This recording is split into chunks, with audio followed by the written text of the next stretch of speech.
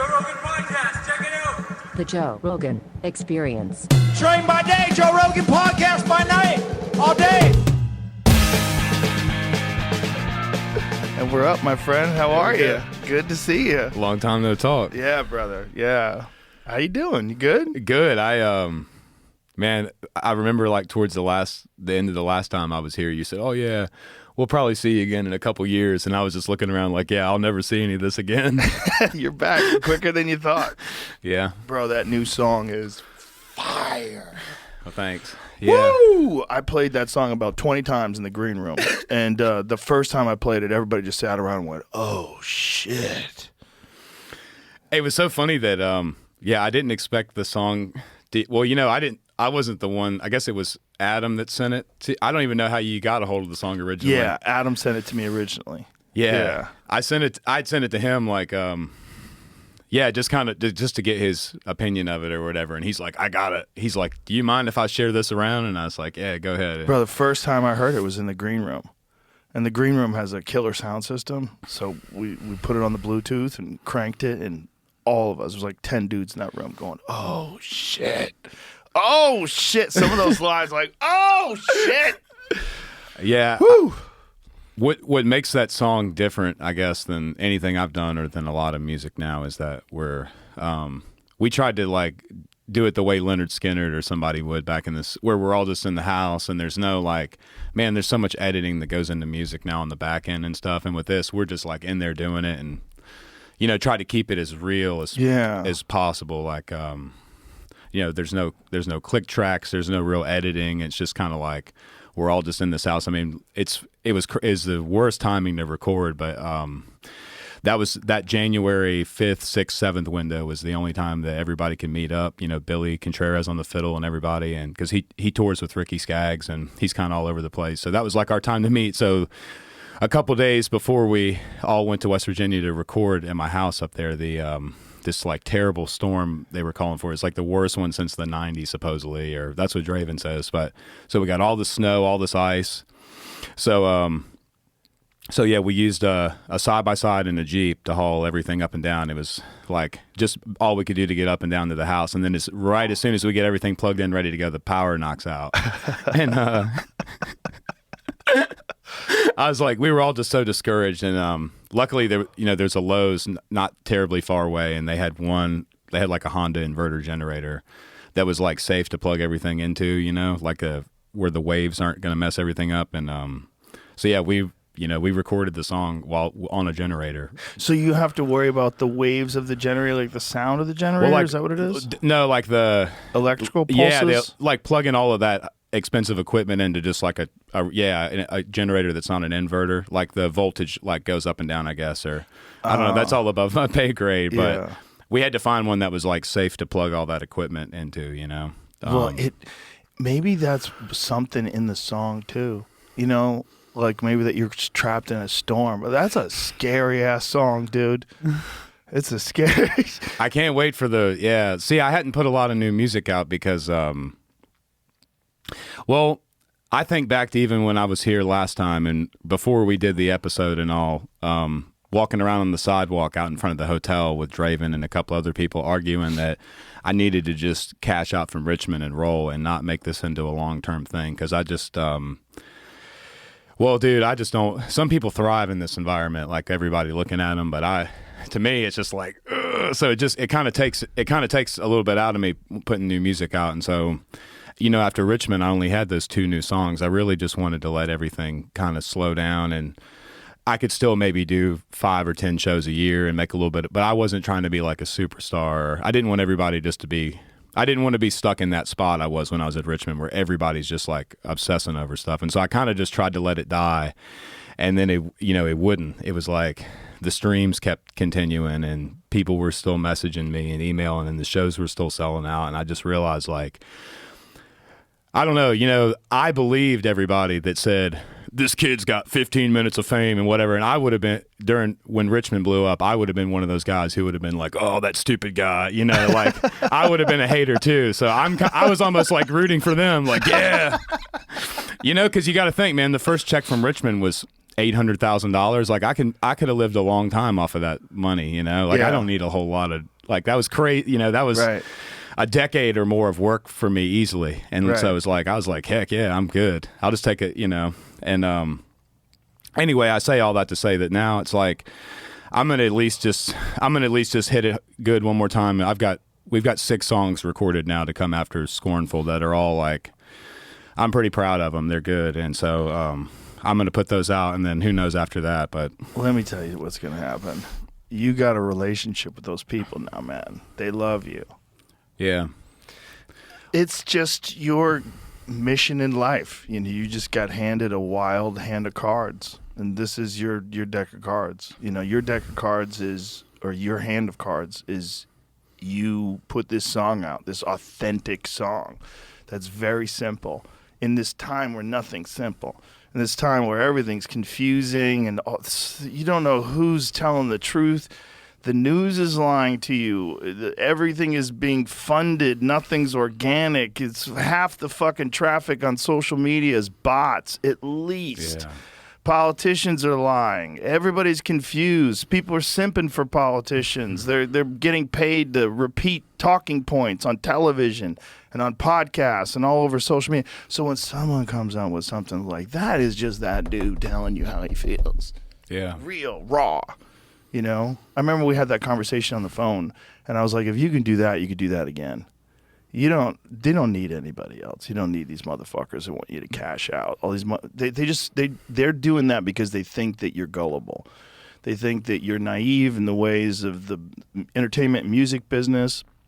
The first fucking live show you ever performed was a giant sold out show at a state fair. Do you know how crazy that is? As your first live show. Well, that very first show was actually it was even more amateur than that. It was at a farm market. It was it wasn't even there weren't even any tickets. It was just like, so it's crazy how it goes back to when I still believe just as much now as I did the last time I was here about, and I definitely won't bug everybody too much with all my hokey pokey religious stuff either. Like I definitely want to read a little bit out before we go, but I do believe it was all too perfectly timed. But I had actually picked that date out at the farm market before Richmond blew up. That was going to be my first time playing live either way.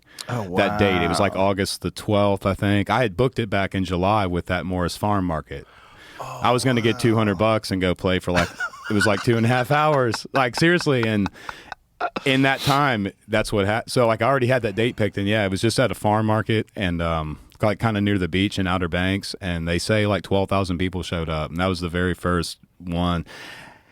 Yeah. And I remember even then, like I just expected everybody to sing Richmond, and that was going to be it, and it'd be cool, and I'd go back to work the next week. But it was like, even in that crowd at that very first show, all the other songs they knew the words to too. And I was like, wow. This is like something, you know. But wow. The important thing too is that the important thing to take away from this, and I said this during Richmond, but people, you know, it was like, take me out of it.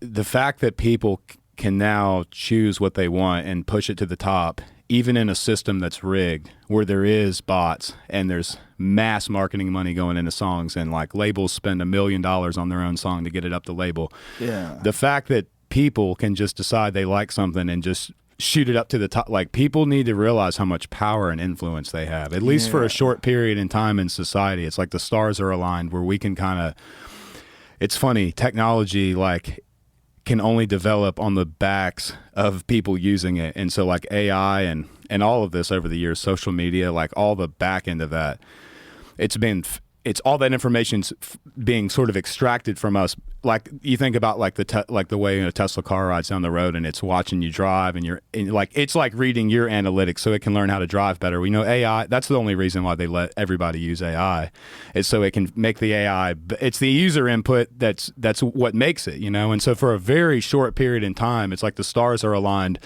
where they're having to, like, while they're sucking all the humanity out of us to put into this AI, we also have full access to it. And like, so we can do, like, even in the music business, you know, everything that the label used to hold exclusive control over like the publicity and the marketing and the digital streaming service relationships. Like all that stuff is now just a la carte to anybody. Like you don't need those big companies. All that stuff you can just go and hire a really good social media person, and you can work with a good music distributor without having to sign anything or give any of your rights up. And right now the people have the power, is what I mean, for like a very short period of time. But this should just be a reminder of that. This song being able to go up into the iTunes charts, even with stuff with way bigger audiences, with all kinds of marketing reach. You know, the fact that this can just organically go into the iTunes charts like that, and people, you know, it's just, that's the thing I always take away from it, is just like, damn, dude, if we could just get organized even for like 2 or 3 years, we could just fix everything. Like the people really do have the power, at least right now, for a short window of time. But we really do. I mean, but people have to understand that we are all in this together, and that there's organizations that want to drive us apart. And the way to work out our differences is having conversations and negotiations and figuring out how to work it out. It's not lighting cop cars on fire. Like, this is, you know. Yeah. But the spirit of those, like, not to defend any of that crap, but that rebellious nature in us is important too, though. It just has to be directed correctly. Right. You shouldn't be burning Waymos while holding a Mexican flag, trying not to get sent back to Mexico. I mean, you're confusing the fuck out of me, dog. Like, who is your oppressor? Is it the electric car? Is it the country which, you know, you want to stay, but you're holding a flag of another country? Yeah. Like, why are you wearing a mask? Are you proud of this? Do you not want to get arrested? What are we doing? Are you scared of COVID? Like, I want to know. Well, it goes back to what you said about mass manipulation, and also like we've all sort of lost our identity. That's why politics has become so prevalent in like the way people represent themselves to other people, and like, you know, that's like as our culture and our tradition and like sort of the knowledge of where our families and all of that stuff comes from. Like, we're just little boats out in a big ocean, and we're looking for some kind of identity to reach out and grab. And politics, they make politics so easy to reach out and grab and make, just like in the same way that people just absorb themselves into sports. Exactly. You know, they're way out of shape, but they refer to their sports team as we. Like, our defense did really good. Jamie does that all the time. We won. Talks about a college. Where I'm from. Some college where he's from. Well, that's maybe. Get out of here. Maybe if he's from there, though, then it doesn't count. But I'm just fucking around. Yeah. I'm not a team sports guy. You know, I'm a combat sports guy, and I would never say we won. Like, if Kamaru Usman beats somebody, I never say we won. You know, Kamaru would call me up. What the fuck are you saying, man? We. You know what I did in camp? You know how many rounds I sparred? You know. Yeah, all the punches you took. It's so crazy. But if there's a group of guys, you could say we. But that's so silly. I see that, like, I just see that becoming more and more prevalent, where there's not, like, I don't know. It's sort of just like, it's kind of even to expand on the thought of it, it's even like the way that now we've all just sort of, we're all in these subcategories of the way we would be if we were in prison. We're all like, you know, like in the same way that when we use the word black and white to describe, like, how many different types of white and black are there that all just get merged? It's like, it like creates this maybe like group identity that's a lot easier to control. Like, for sure. Well, and then it shifts over time. Like, my family wasn't white. My family was Italian. They were disparaged when they first came to America from Europe. And my grandfather used to tell me terrible stories of what happened to him when he was a boy living in America as an Italian. They treated them the same way terribly racist people were treating people from Guatemala that sneak in here. It's the same kind of thing. Yeah. And then after a while, they sort of integrated, and now I'm white. Yeah, now you're just a white person. Now I'm just a regular white. But it's easy now in like in big public narrative and stuff to. It's a lot easier to accuse you and 30 other different nationalities of people who are all very culturally different and unique, and just call all of you white people, and then pick the worst thing that one of those nationalities did and just cast it among the whole group. But it happens with every ethnicity, every identity. The goal is to like put everyone in the world in one of 3 or 4 buckets, and then hopefully figure out how to just put all of them into one bucket eventually. It's like it's so much easier to control 2 or 3 different types of people than it is 30 or 40 or 100 or 1,000. Right. You know, which is also, I think, why they never fix the problems that ail our inner cities. They want to keep that conflict. I really believe that. Because if somebody wanted to have a better, stronger economy, the first thing you would do is you want more people in the workforce. So you'd want less people that are disenfranchised, completely out of society, felons, all that stuff. That doesn't do anything but cost the country money, right? Unless you have private prisons. Now, in private prisons, those people become a business. And then that business contributes to the escalation of laws. And they want to make sure that laws stay in place because that way their business is always full. They have plenty of customers. Their customers are human beings that they turn into batteries to generate money. That's what it is. It's like those people, every person they have in there, they get more money, which is wild. It's wild that we allow that. But then it's also like keeping a certain amount of crime in certain areas ensures that you're always going to have debates over law enforcement. You're always going to have conversations over disenfranchisement. We need DEI. We need this. We need quotas. We need to hire more people of this or of that, ignoring the fact that a lot of these things, especially with universities, are the most racist, especially towards Asians. They're racist as fuck towards Asians. There's lawsuits about it. Harvard, is that still going on, the Harvard lawsuit? Where they specifically made their application process, like the whole acceptance process, more difficult for Asians because they were kicking too much ass. They had too many like Asian people that were willing to fucking work their ass off, study 12 hours a day, get straight A's. They're like, man, there's too many of these folks. We got to make it tougher. What did they do to make it more difficult specifically? They attached a bunch of things. I believe the argument is they attached a bunch of things like social stuff. Like, how much do you engage in, activism? How often are you involved in, social activities on campus? What other things are you doing other than just pure academic work? They're like trying to slow them down. They're literally trying to slow them down. Yeah, that's another great example too. Like even just that they can blanket Asian like that as such a right. Like it's Indian, it's Chinese. There's a lot of, but yeah, people that come from a hard place are willing to work hard. That's the difference. And the problem with meritocracy is that some motherfuckers will go for it. And if you get a whole country of people going for it, that gets scary for the people that just want to take naps. It's the same psychology that goes in, like in a lot of the smaller Appalachian towns, like where we recorded was really close to Bramwell, West Virginia. But if you look at even if you look at Bramwell, West Virginia, and their recent political history, like the last mayor they had, she embezzled money from the town, and there was like, and this isn't a very small town, so government corruption exists like everywhere. And it almost is like maybe in those big cities. I understand definitely that I think things are intentionally neglected, like to create chaos and to create this, like you said, this need for more resources and more. But it's also just that maybe a lot of those people that are in positions are just very spineless and self-centered, and like they don't even care that people are dying in their streets. They're worried about the money that can be made and the ego and the power of it. It goes back to kind of what I said in that ARC speech about lack of leadership. I just see that like if we had people in big cities or in small Appalachian towns that had like a real backbone to them and like and had they were in a real position of like leadership where they wanted to fix things, that a lot of that stuff would get addressed and covered. But we just don't have the right people in power, maybe even is what it is. Even in local and state government. The right people don't run. They don't want that job, man. They don't want that smoke. They don't want people attacking them. They don't want any of it. The right people are the people that don't want to be president. It's almost like they've made these positions only appealing to people who are like sociopaths. Sort of criminals, sociopaths or criminals. Yeah.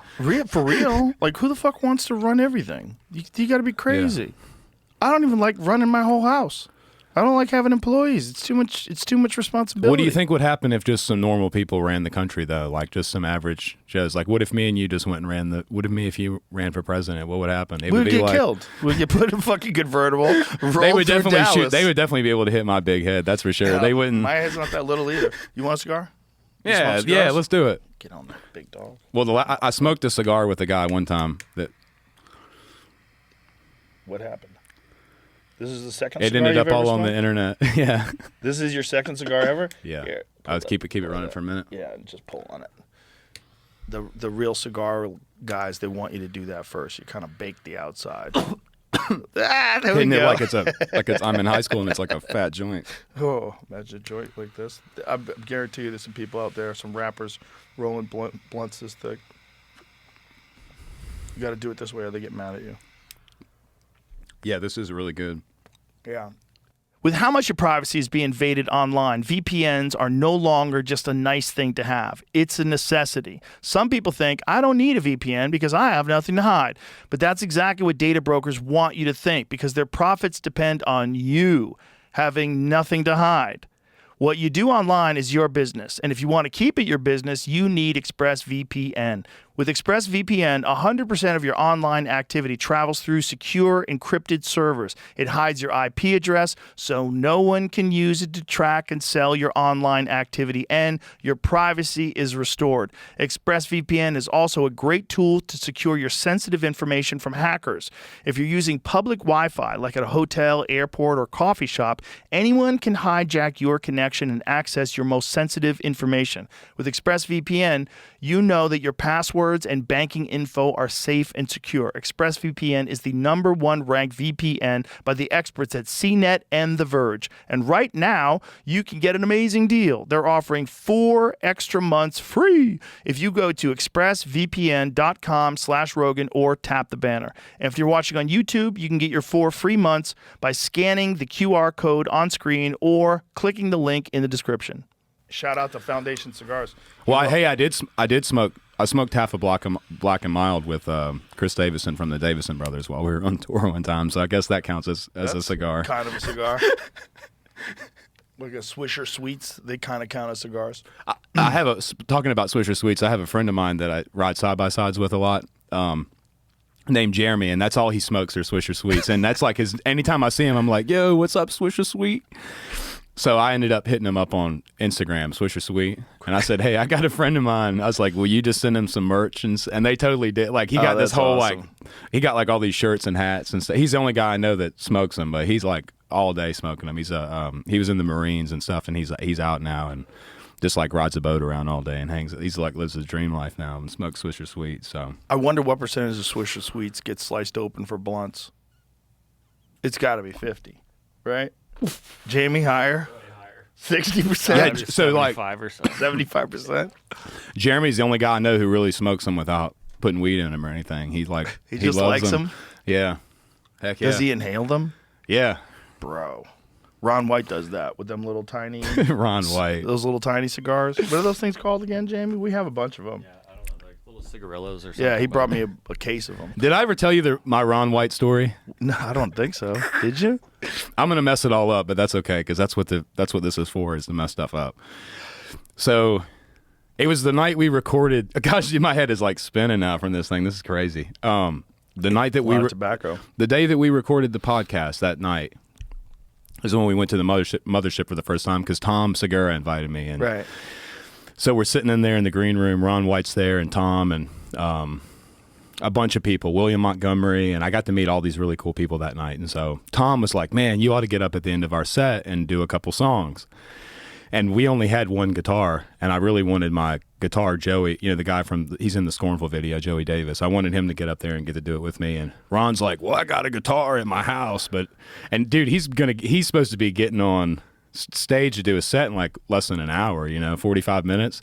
So him and Joey get in his car, and they run every red light from his house to back and go and get Ron White's guitar, and that's what we used for our second. 15 minutes away. That was such a risky move. Yeah, like he said, they flew there and back. So you guys performed on stage at the mothership. That was the first time a musical act had ever performed there. Supposedly, yeah. 100%. Except for back when it was a musical venue. Yeah. I mean, Stevie Ray Vaughan performed. You saw the photos that we have in the tunnel. Yeah. Stevie Ray Vaughan performing there. I think it was 83. He was there. I think I think even by the end of this weekend, we will be able to really have a good blueprint for sound in there again. Like it's a small room, but I think it would just sound. You could really have an immersive listening space for people to like. Just such a cool spot to maybe do music now and then. Oh yeah, no, I think it would be a great spot to do music. It's just we're always packed with comedians. You know, we'd only do it for someone like you for It fun. could be a lot. Yeah, it could be like a every once in a while. Like I love the idea of it being like a live recorded thing. Because my favorite music to listen to is the live version of almost anything anyway. Oh, yeah. Of people, and it would be cool to go back and. I mean, our plan with this, we're going to record. We'll record Friday and Saturday night, and my plan is to put out some kind of mothership live at the mothership and like have some of the money go back to the man. Humane Society. Oh, that's awesome. That's beautiful. We're gonna record it and just see what happens. But even if we just get a couple songs out of it or something and put them out. Oh, that's badass. But yeah, I like that. I really like the Austin Humane Society. They, I was looking at all they got like some really funny dogs and stuff on there too. But I think it's cool getting to do something with them. Yeah, I can't go to those places. I would have 100 dogs. They got this one dog on their website. I should have sent it to you, but I don't know. Maybe Jamie can find it. But it's like there's this one like older dog. I think he's a Chihuahua or something. But he's got this real funny name like Buddy or Poppy or something. But he's like the most like he doesn't have any teeth. His tongue's hanging out. I was like, I could just take him home with me, Buddy or something. I've had a bunch of rescue dogs in my life. There's a relationship you have with them that's different than any other dog. Like they love you so much. Mm-hmm. They're so happy you rescued them. Like they know that you rescued them. Whereas my dog Marshall, he has no idea. He's like living the best life. He's just like, everyone's my friend. Yeah. He has, he's never fucking growled at a person in his life. He's nothing but sweet. Think about how lucky you got to be Joe Rogan's dog. That's pretty cool. Like, what's the odds of that? Out of all the how dogs? lucky am I to have a dog like him? Yeah. He's the best dog ever. Yeah, I know. He's like a little human. He's like a human. Like we have conversations. Like he knows like not just words. He knows like when I'm saying something, like what to do. Like me and that dog are like locked in. It's wild. He's the best. He's just all love. Yeah. Like for everybody that comes over. Like when people come over the studio and he's here, he just does a circle. He's like, I'm your friend. And then it looks you, I'm your friend. And he goes around and he sees you. The first thing he does is flop on his back. Like, I know you want to rub my belly. Come on. Yeah. He's just so used to being just loved on. Yeah. I just got I had three dogs, and then I lost my white shepherd like right after we got off a tour. He got bone cancer, and he was gone within like a month or a month and a half. You know, it's a really important thing that we should probably tell people about right now when we're talking about cancer. Stop feeding your dog processed food. I know it's expensive, but if you can get your dog real food. There's companies like Farmer's Dog. That's what you use, right? Farmer's Dog, and they'll send you like real food. And you feed your dog real food. It's like real human-grade meat and vegetables. Your dog will be way better off, just like you would be way better off. Anything that can sit on a shelf for 6 months and not rot is not good for you. Yeah. It just sustains them, you know? And then, you know, obviously dogs are running around drinking out of puddles, and who knows what fucking toxins they're exposed to. Mine eat a lot of like horse shit and stuff too. They're obsessed with it. But they you're gonna get a healthier dog if you feed them real food. That's all I'm saying. I'm not saying it's a cure to all ills, but man, it fixed my dog quick.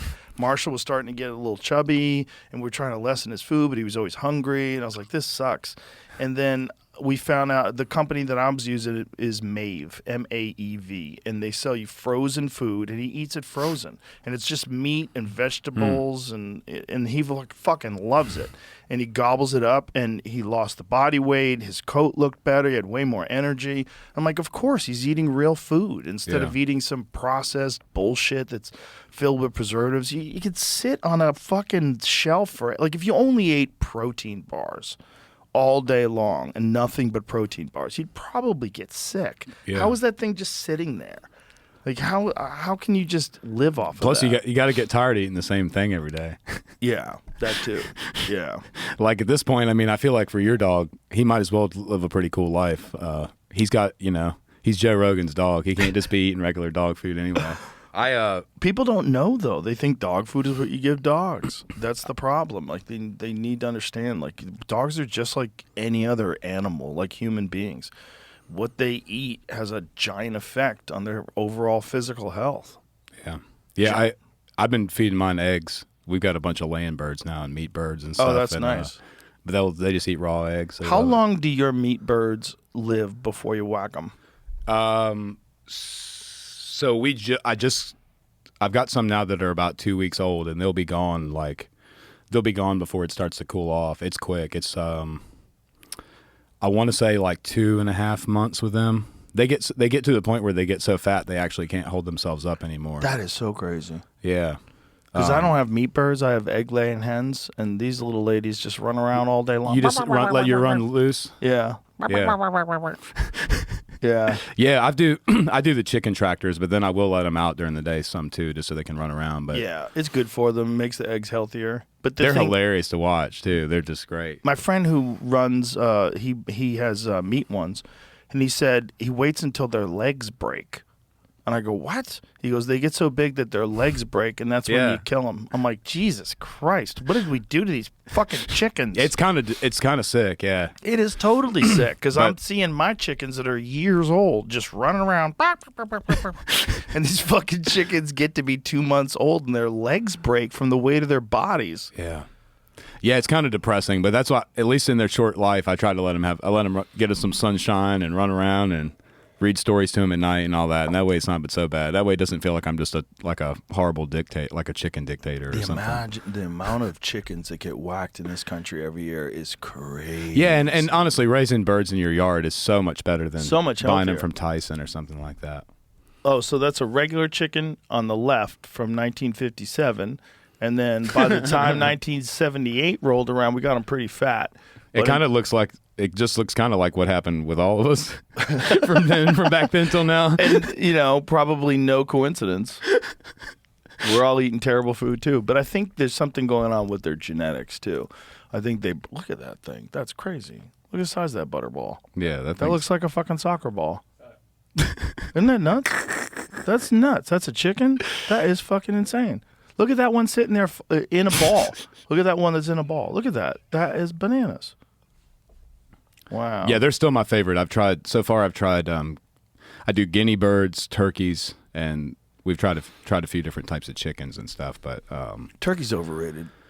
Turkey's good. They're funny. Oh, yeah, to eat, they're probably overrated, but they're really funny in person. They're good to eat if you eat them right after you get them out of the oven. Or if it's going to be on a sandwich with a bunch of other shit on it. Otherwise, they're dry and boring. It's a weird bird. It's a bird that, like, somehow or another, it became our holiday bird. You know what I mean? It's very strange. They make this real guttural noise. It's like a vibration more than a noise. But the males, they have this like crazy, like I don't even know how to describe it. But it's like that. It's a noise they make internally that you can hear. Yeah. It sounds like a UFO. It sounds like when you're getting sucked up in a UFO, or it's just crazy noise like that. Yeah. Oh, really? But they're like dogs to me. I've got a couple of Timmy and Tommy, and they run around the yard. Yeah, well, I did. Timmy's in the freezer, but we still got Tommy. So Tommy's still your friend. Timmy. Breakthrough on the birds domesticated and a gene. There it is. That played a key role came in 2010 with a study of the genomes of 8 different populations of present-day chickens from around the world. Researchers found that they all carry 2 copies of one version of a gene called the thyroid-stimulating hormone receptor, which apparently set in motion changes that plumped up the birds. This dominant version of the gene, or allele, had swept through all the domesticated chickens regardless of whether they were broilers bred for size, or strains bred for laying many eggs. Although the precise function of the gene is not known, it regulates metabolism, reproduction, so probably stimulated chickens to lay more eggs year-round. So big-ass chickens that lay more eggs. It started off, it's from a decree from a pope 1,000 years ago. Whoa. He didn't want ban on 4-legged animals. What? Yeah. They got tough and banned meat from 4-legged animals on fasts. On fasts, which numbered 130 days out of the year. Damn, 130 fasts? What were they doing back then? Yeah, you couldn't eat, like, you had to fast all of Lent, which is 40 days. That's like the Easter fast. You probably had to do it again around Christmas. But when they say fast, but you could eat chicken? Yeah. That's not a fast. Or fish. That's bullshit. Yeah, the Lent thing when I was a kid, I remember that. Yeah. I don't know. I can't on Friday. I don't think that the Catholic Church. I just can't imagine the Catholic Church ever coming out with some kind of decree that just doesn't make total sense, though. For everybody to have to follow. I don't know. Forever. I'm sure it's some. I'm sure there's some. Yeah, forever. I'm sure there's some reasonable explanation. Yeah, they definitely have it dialed in. Yeah, it's not like churches 1,000 years ago would ever do anything that didn't make a lot of sense. So, Well, I think back then, when did they stop being allowed to have wives and shit? When did that happen? Like, when did the Catholic Church put a ban? Like, when did they make it so that everybody had to be celibate? Boy, what a stupid idea that was. You want to get people completely disconnected from society and sexually, insanely repressed? Just, you give them saltpeter and tell them they can't beat off. It became canon law in the 11th century, later reinforced at the Council of Trent, 1545. So I bet it sounds like there's 300, 400 years of a little slippery times. what do you think?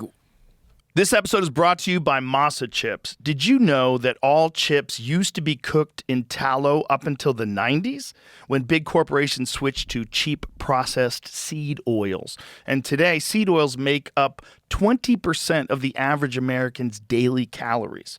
Well, Masa decided to do something about it. They created a tasty and delicious tortilla chip with just 3 ingredients and no seed oils. Just organic, nixtamalized corn, sea salt, and 100% grass-fed beef tallow. Masa Chips is beloved by tens of thousands of customers, including me. I buy them. They're awesome. They've been endorsed by leading health and nutrition experts like Ben Greenfield and Gary Brecko, who have appeared on this show as well. Ready to give Masa a try? Go to masachips.com/JRE and use the code JRE for 25% off your first order. Ultimately, what is the motive? It's all control, obviously, but just it's crazy to think about all the things that, the church, at one point in time, the church was almost like the power structure. They were like the government for a long time. You know? For Rome.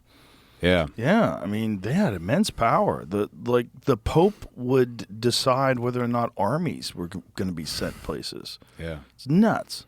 Yeah. And if you look at the Vatican, you go, oh, this is what you guys did. You fucking stole everybody's art.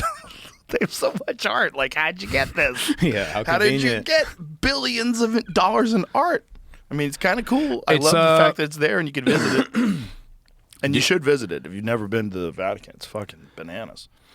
In a way, it's like there's always been somebody trying to use a moral high ground to control other people. Like now it's the opposite, right? It's like now it's like the people opposite of church that are sort of like trying to control people through this moral authority of like this is what's right and like this sort of new society that we have to live in where everything has to be comfortable and nobody's allowed to be offended and we're not, and it's like all this, that's like the same authoritarian psychology that was in the old church. It's like this is the moral, you have to follow this because it's the moral high ground of and you're not allowed to speak it.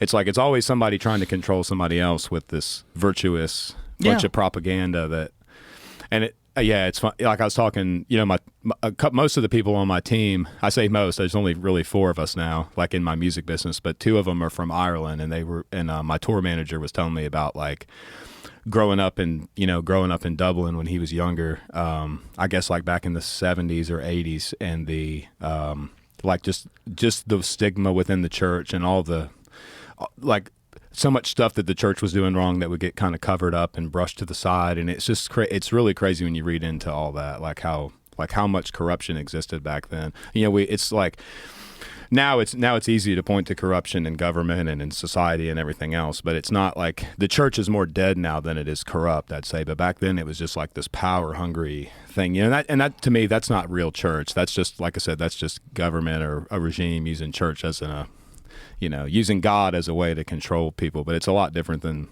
what church should be or could be. For sure. I mean, that's just a function of human beings when they get in power.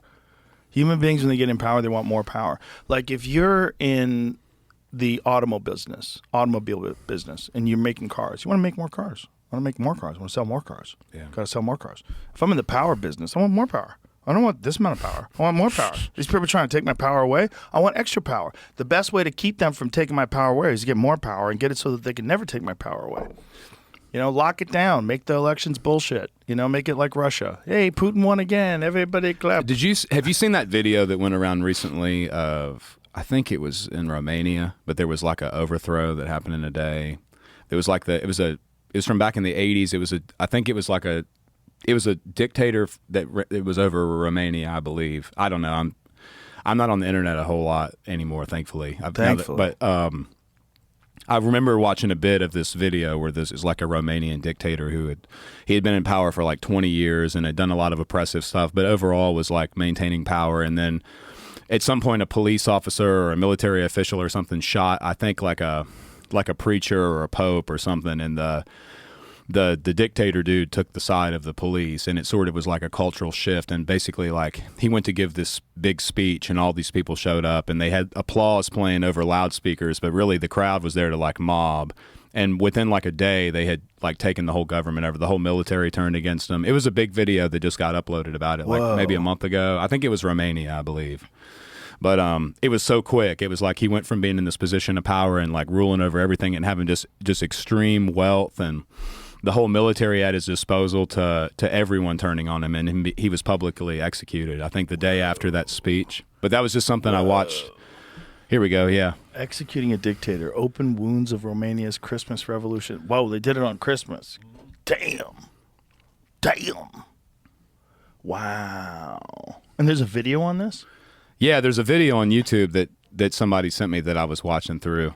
It just showed though, going back to like, if enough people have their minds made the same way, they can just pretty much do anything. Wow. But I believe it was within like a 2-day period that all this happened. He went from being in power to being publicly executed, and they held elections afterwards, and I don't know all the history of it. I know very little, but it's just something that seemed really interesting to me that I was never taught this in school or anything. I know that, but of course I didn't pay a whole lot of attention while I was there either. So maybe I did get taught. I don't know. There's been so much war in that part of the world, man, for so long. It's like baked into the ground. The crazy shit that's going on in Ukraine right now. Have you seen that they're flying these drones that you can't jam? And the way they have like miles of fiber optic cable attached to them. Yeah. This is so crazy. They're like fishing. They're like fishing with a drone. And now birds are making like nests out of this fiber optic stuff. They're picking it up and like, oh, this is perfect. Make a little nest with this shit.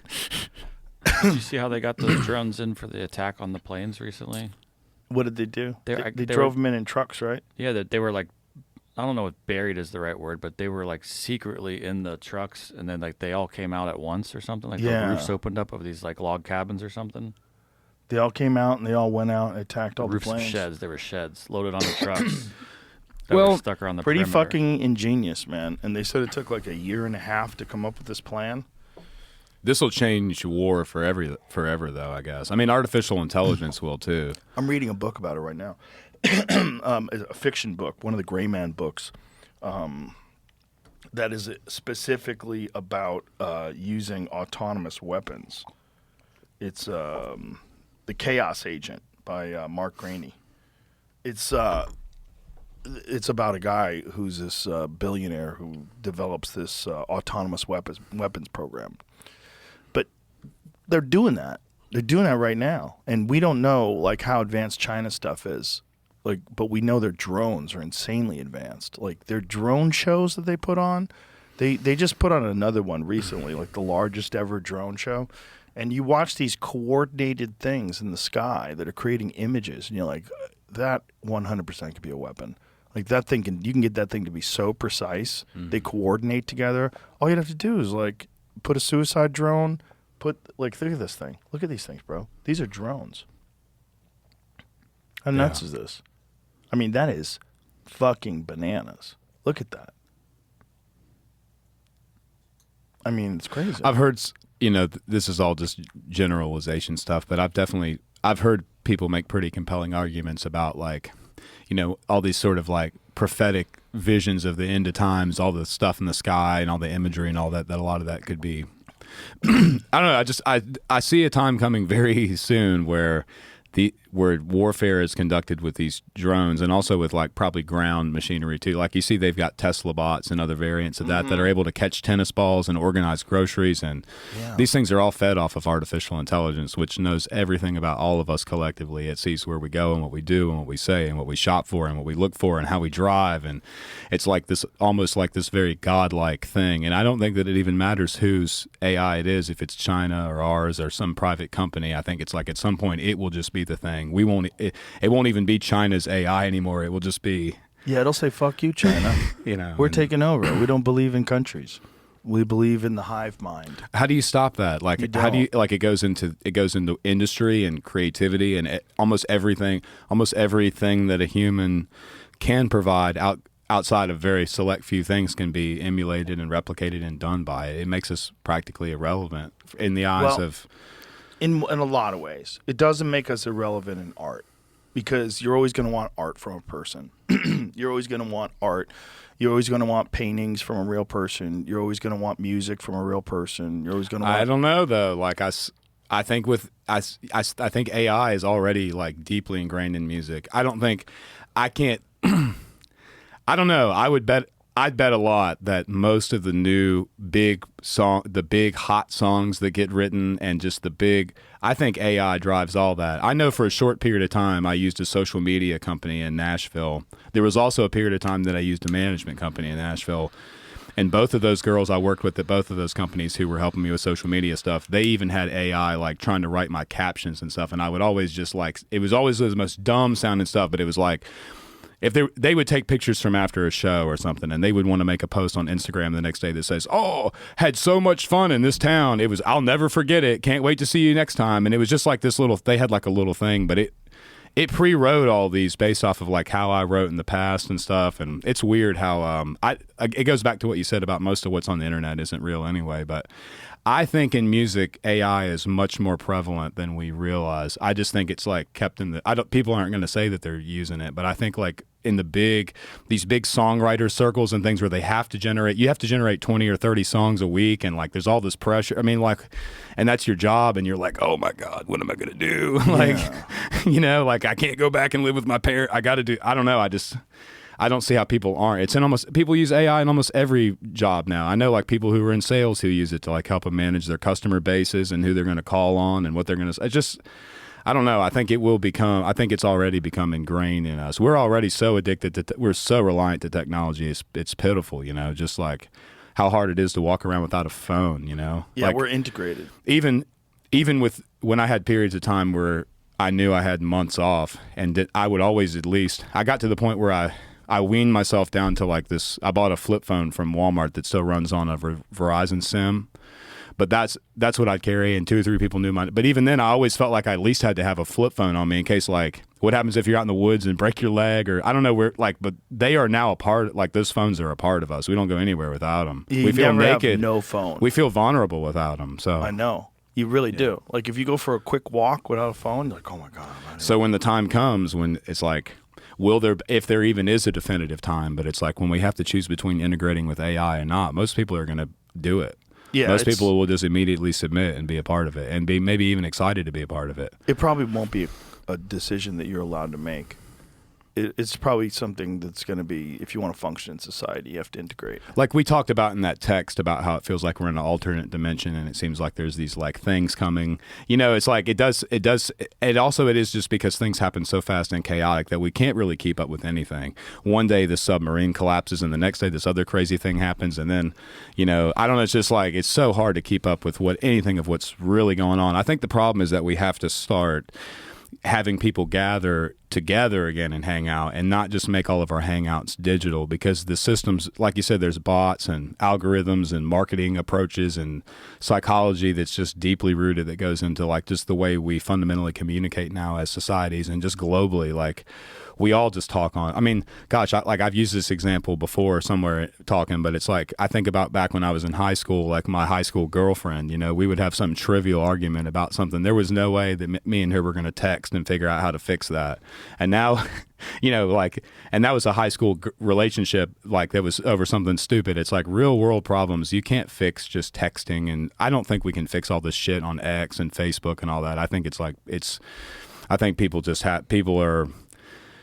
we're almost to the point now where we prefer socializing on the internet because it's almost like our minds have become more adapted to think that way. But we're in this digital world chasing and emulating all of the things that we have this void from not having in real life. Like, I don't know. It makes it very complicated to fix anything when the only way that we have this amazing, intricate English language where all these words can mean all these different things, and it's so easy to put everybody together in a digital space with AI and bots and manipulation and algorithms and big companies and how do you fix all that in that space? It's just like you'll never. It's like in a house. We're just in a house of mirrors, you know.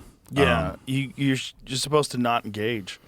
That's what people need to stop doing. But the problem is, the consequences of the actions of the rest of the world do affect you if they're big. And so you worry about the big ones. So you pay attention. So you got to pay attention to the bad news of 8 billion people, which is just unsustainable. And it's also this ability to interact or not interact as you choose all throughout the day. Like, you don't have to be invested in a conversation. If you and I have a conversation and you ask me about something and I start to answer and I just wander off, you're like, well, how fucking rude. But on the internet, that's normal. Like, somebody posts something, somebody will have a response an hour later and nobody cares. It's like, I guess he was busy. Yeah. You know, it's normal because you're engaging and not engaging. It's very unhuman. All of it is unhuman. And it's all like constant. Even if you think you're immune to it, there's this constant input of other people's thoughts into your own that makes you foggy. It gives you, like, I was talking to Sugar Sean O'Malley about it once, and he said, I get a low-level anxiety just scrolling. I'm like, yeah, right? Like, what is that? I think it's on purpose, though. That's captive. That keeps you. It keeps you engaged, though. You know? Yeah, but I don't even know if it's on purpose. I mean, I think it's just they figured it out along the way that people get engaged like that. Like, that's why when you open up TikTok, it immediately starts playing you things. Like, you're on the hook right away. The Instagram, you got to choose. Like, sometimes you might get a picture of someone's dog, aw, and then you scroll up and it's a music video, and then you scroll up and it's a guy getting assassinated, and you get to choose. You know, with TikTok, they just start hammering you. Even with Instagram, it seems very flashy. Like, there's always stuff, you know, and there's always sex always ends up somewhere in it. Like, something gets popped up or whatever, and you just. It's all for engagement, and that's your attention is what's worth so much money, which is so strange. It's so strange. Your data and your attention. Nobody thought about the data part. Boy, if we thought about the data part and they set up different regulations back in the 1990s when AOL first burst onto the scene. If they realize, like, data is going to be one of the most valuable things, and tech companies that do nothing but offer you free email and a free search engine are going to be the biggest fucking companies in the world.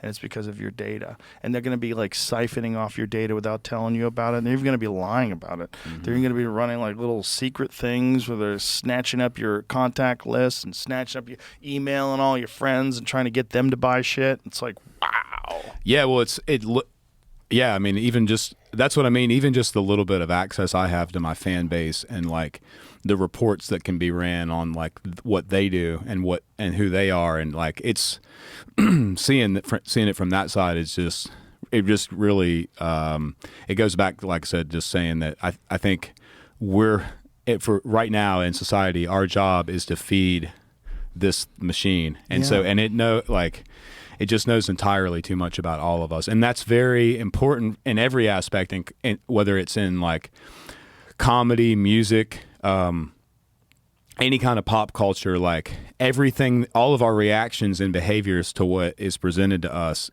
on these platforms only makes it refined down even further, and they're able to see like your lookalike audiences and what they look at and where they shop and what they like and what their retention is on certain videos that have this certain type of thing. And it's like this whole it's just a lot of psychology that goes into it that people don't realize. It's very easy to download the app and get on there and look, but you don't have to pay attention to it.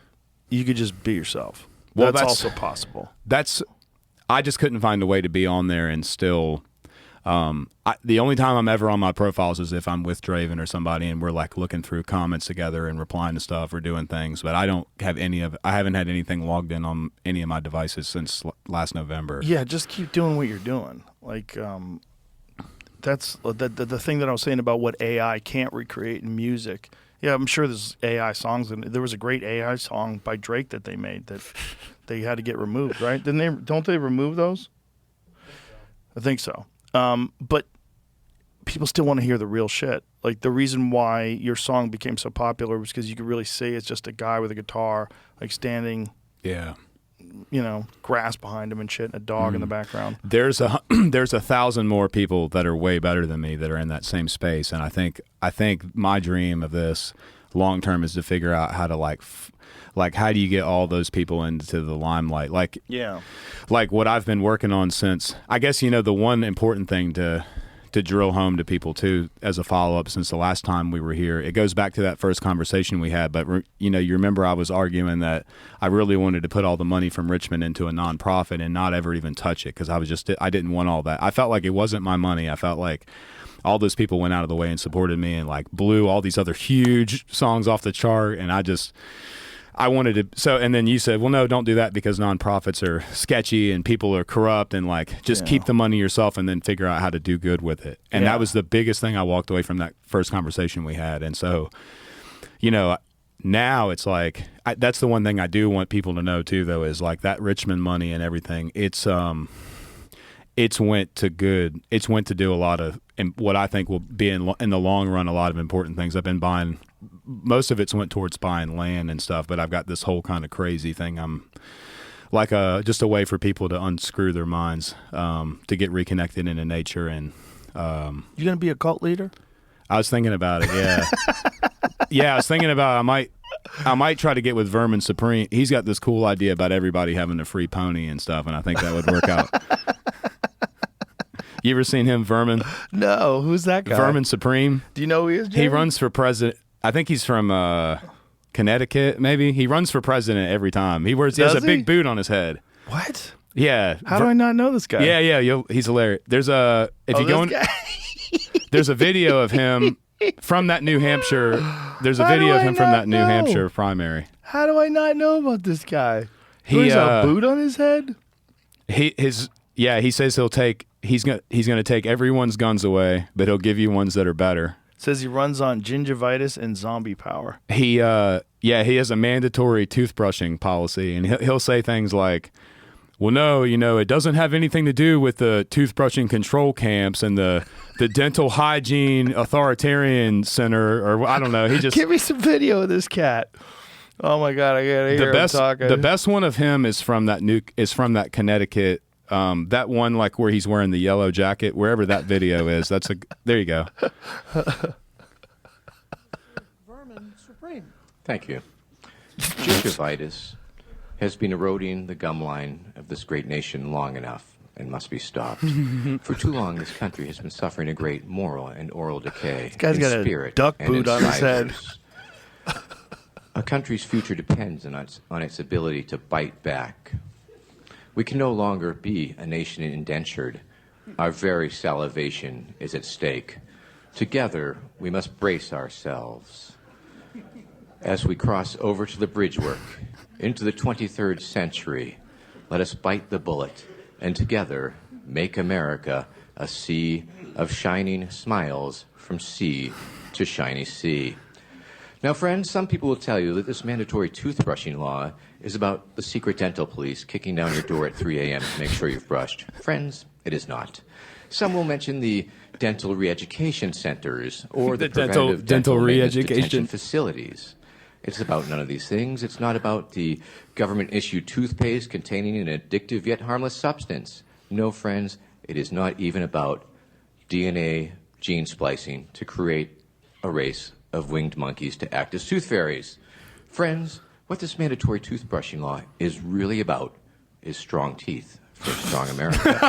My name is Vermin. What does this guy do for a living? He looks like an open micer that you would find at the Comedy Store. He looks like somebody that would be on like a Kill Tony, but he runs every time and he just tries to make, like at the very end of this, whoever the guy is beside him running, he's like sprinkles dust all over him and says he's going to make him gay, and so I don't know.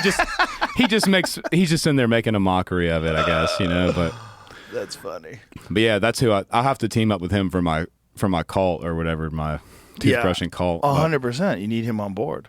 He needs to be the toothbrush guy. If you're gonna have a cult, you can't have stinky breath. Yeah, you gotta keep it together. But yeah, that's maybe it's like a cult or something. I don't know. Helping other musicians that have talent, like giving them a vehicle, that's huge, man. Like, because there's a lot of people that just don't know how to get started, and sometimes the thing that makes you a brilliant musician or even a brilliant comic makes you bad at promoting, because you're not thinking about yourself. You're like really locked into the work. You're really locked into your thing.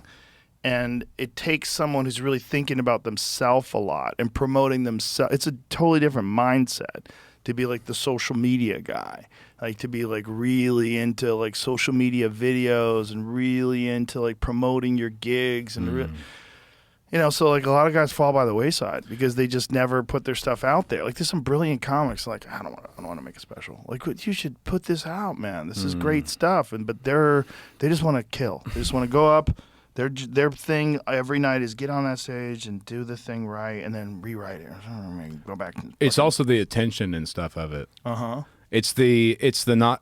Yeah, I mean that's kind of what I kind of laugh when all this happening. It was with the Scornful song. I remember I called Draven like right after everything went up and everything was starting to move, and I was like, "Oh, what have we done?" You know, like here we go. Here comes the New York Post is going to come showing up again at my my grandparents' house next week again or whatever, and it's just like. But I think it's also just people just maybe don't want the attention. There's a lot of really funny, genuine people that do comedy, but. And they can they can get up there and have enough attention on them to do the comedy, but they don't want to be like, hey, look at me. I mean, I fight that constantly. Even like that little video where we were going in the plane yesterday, and I said plane by day, Joe Rogan you know, like I don't even just making little videos like that. I feel way out of place. Like I don't want people to think like I'm saying, hey, look at me. You know, I mean that's why I try to go through these periods where I just don't post or. At least you were in a regular airport. You know, the Southwest. The worst is when people are doing those things in front of a private jet. I'm like, okay, we get it. You're rich. You know, if people try to take photos of me in front of a jet, I'm like, Yeah. I'm so not into this. I'm not. I don't like the attention. I don't want it. I don't need it. Which is weird because I got a lot of it. And I think it's probably why I have a lot of it. It's because I'm not looking for it. Yeah, but you're also you're channeling it out through all these other, I mean, think about all the things that you've influenced and been a part of and done, even just through this podcast and all the conversations had and the information shared. Like, it's not like you're just posting a bunch of pictures with your shirt off, like, hey, look at me. Like, you're using it. I mean, I don't know. I almost would say I don't know that it's a coincidence that you got put in this spot for a lot of reasons. I mean, there's a lot. You probably don't even look at it that way, but there's a lot of important things that come out of this, and all the other podcasts you've inspired that have done. I mean, gosh, dude, there's no way to even calculate what if you had never been born. There's no way to calculate how different things would be now. Like, well, that's important to think about, though. You know, like it's sort of. But from my perspective, I was just one piece in this thing that happened. Yeah, and you know that's why I always have my friend Adam Curry on, who's the original. He's the podfather. Without him, there would be none of this. He figured out a way to do this. And, you know, and then also Anthony Cumia from Opie and Anthony and Tom Green. Those are my number one influences. And then Adam Carolla already had a podcast when I started. I was like, oh, Adam went from radio to the internet. Maybe I could do that. I remember going to his place and I was like, oh, that's pretty cool. It's back when we were doing it on a little laptop. I'm like, wow, Adam has like a real studio. He's got employees and shit. And then, you know, we just kept doing it. You know, and then eventually it was webcams. Okay, now it's not just a laptop camera, it's actual webcams. Okay, now maybe we should get like real cameras. Okay, let's get real cameras. And then like maybe we should get a fucking studio. So we tried it at the Ice House for a little bit. Like maybe I should get another place. Then we got another place. I'm like, I think I need a warehouse. And then like, I think I need armed security. I think I need fucking special ops guys around me all the time. And then it just kept going, man. I remember the moment, I've talked about this before, but I didn't understand what was happening until one day I was on stage in Chicago. And I think this was 2012. So I think it was around then. So the podcast was only 3 years old, and I didn't realize how many people watched it or listened. A lot of it was listening at the time. Because I don't look at the numbers. I just kind of I feel like all that's bad for you. You know, reading the comments, looking at the numbers. I just like, do what you do. That's why I do it exactly the same way. I have a bunch of people on that no one's ever heard of, you know, and then a few Bonos and stuff. You know, every now and then I'll have Russell Crowe on, something crazy. Like, whoa, that guy's here. Dennis Quaid's here. This is nuts. Yeah, your Mel Gibson one was good. Yeah. Oh, he's the best. Yeah. But I was on stage in Chicago and I was telling the story about the podcast. I go, how many guys listen to the podcast? And he went, it was like 3,700 people in this place. And they were all screaming. I went, whoa. Yeah. That's when I realized, like at that moment, I was like, holy shit, how big is this thing going to get? And this is another funny thing. When I went over to Spotify, I was trying to get 10% less famous. That was my goal. My goal was to fade away. My goal was, like, if somebody has to pay me and you have to go to this app to get it, all the people that are getting it, the other apps, will probably stop listening. Yeah. Like, this would be great. I'll get all the money, and I'll just fucking drift into this place where it's only, like, the hardcore fans that make the trek over to Spotify. And then this fucking COVID thing happened. I remember in the beginning of the podcast, we lost 50% of our views, and Jamie was in a hot panic. Yeah, that's exactly what I meant earlier about not putting a lot of songs out. There's like there's some cool place where you can be where you have your real fans and you're having fun, but you're not into all the sensationalism, all the crap, like. You can avoid all that. You're a real guy. You're a real dude. And I think one of the ways that the world has prepared you for this is that you've lived a normal life for a long time. A normal life with no live performances, no notoriety, no fame, no nothing. You developed like when people want to hear working man songs, you fucking know Bruce Springsteen isn't a working man. Do you know what I'm saying? Yeah. Like, he probably was never really a working man. He was never working on the docks. You know what I mean? He was never really a guy grinding it out. He became famous pretty fucking young. Bruce Springsteen and the East Street Band, they got hot early. Like, they're great. Don't get me wrong. I mean, especially as early as Born to Run. Fuck. He's got some jams, dude. Yeah. He's got some great songs. Brilliant Disguise. Oh, I fucking love that song. But you're a real working man. Like, you were a real working man when you made Rich Men North of Richmond. Like, that is real. And you can't fake that. And people want that. They want a fucking trucker hat. They want ripped jeans. They don't want, like, ripped jeans that are ripped from work. You know what I mean? They don't want, like, real oil stains on your knees because you're fixing your own car. Like, that's what people want in this world. They want authenticity. And it's possible to maintain authenticity regardless of how big you get. It is possible. And I think you can do it. I think you can do it because you got here later in life. You got here and lived a real life, and then you made it into magical fantasy land where we all live. Yeah, well, the thing that I've gotten the most from you, like I said, I don't look at my streaming numbers or anything either. That's what I mean. Like, when I finally did go back and look at Spotify, like after a year and a half later, it's just like, oh my God, like this is still the thing, But so I agree with you there. I don't look at the numbers. I do catch myself reading a lot of the comments, but only because a lot of them are important, and I think some of the stories in them are important for me to. I don't want to completely isolate myself from that. And like I said, I also really like some of the negative ones too, I think. And the negative ones are a lot less now than they used to be. It was just really early on. People didn't understand how everything happened. And I really didn't understand it either. That's why it's like, whatever, But moving forward now, I've got a good, like, core team of people. I've got Draven from Radio WV. I've got 2 or 3 people on staff. I don't have a management company or a publicist. Perfect. That's the key. I'm keeping it real. Tight. Real low. Well, I mean, it just amazed me when I came here for the first time and saw the staff you have, and then, like, meeting Lex. Lex does all of it. He even turns his own cameras on and stuff. Yep. There's only Lex in the whole place. It's like, gosh, I don't need all these. It's like a lot of those positions and jobs and services that musicians use, I think they don't realize that they don't even need. They just are like, oh, that's how it is in music. That's what I want to change. I want to. Yeah, I don't know exactly. It eliminates the executive influence. It eliminates the corporate mindset. It eliminates that because there's always going to be a person that wants you to make a decision that's better for you financially, whereas, like, your instincts are guiding you towards this artistic decision. Yeah.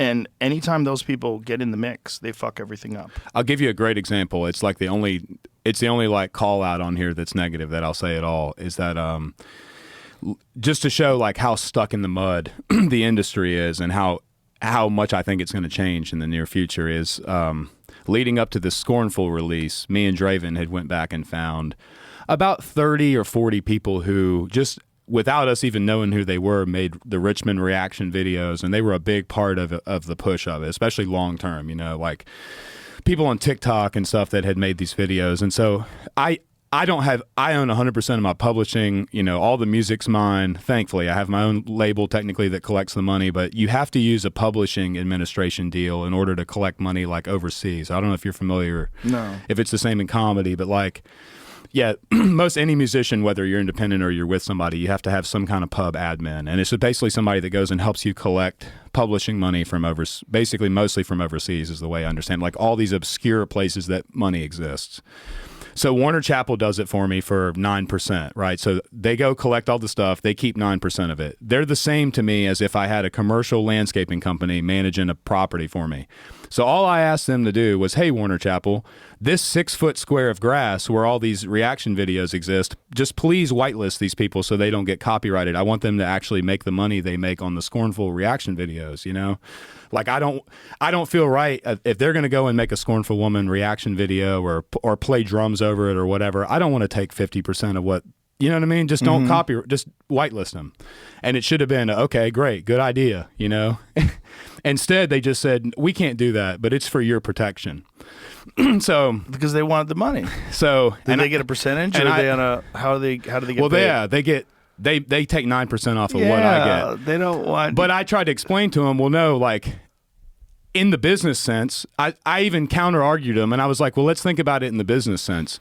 This little bit of money, right, that you're not going to collect off these reaction videos will generate who knows how much traffic to the music, which is worth the money you really want. And it shouldn't matter anyway. It's not their shit to decide on. It's mine. It's the same thing as if I hired a guy to cut the grass at my commercial property and said, don't cut the 6-foot square. And they're like, no, we're cutting it. We're cutting all the grass and it's for your.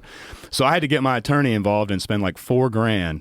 And they whitelisted them for 30 days. And so I'm like, okay, like that's why all of you industry people are like, so, you know, it's like, that's why this is happening. That's why it's like, I don't know, just they don't care at all about the little guy or the people who are like doing all the work.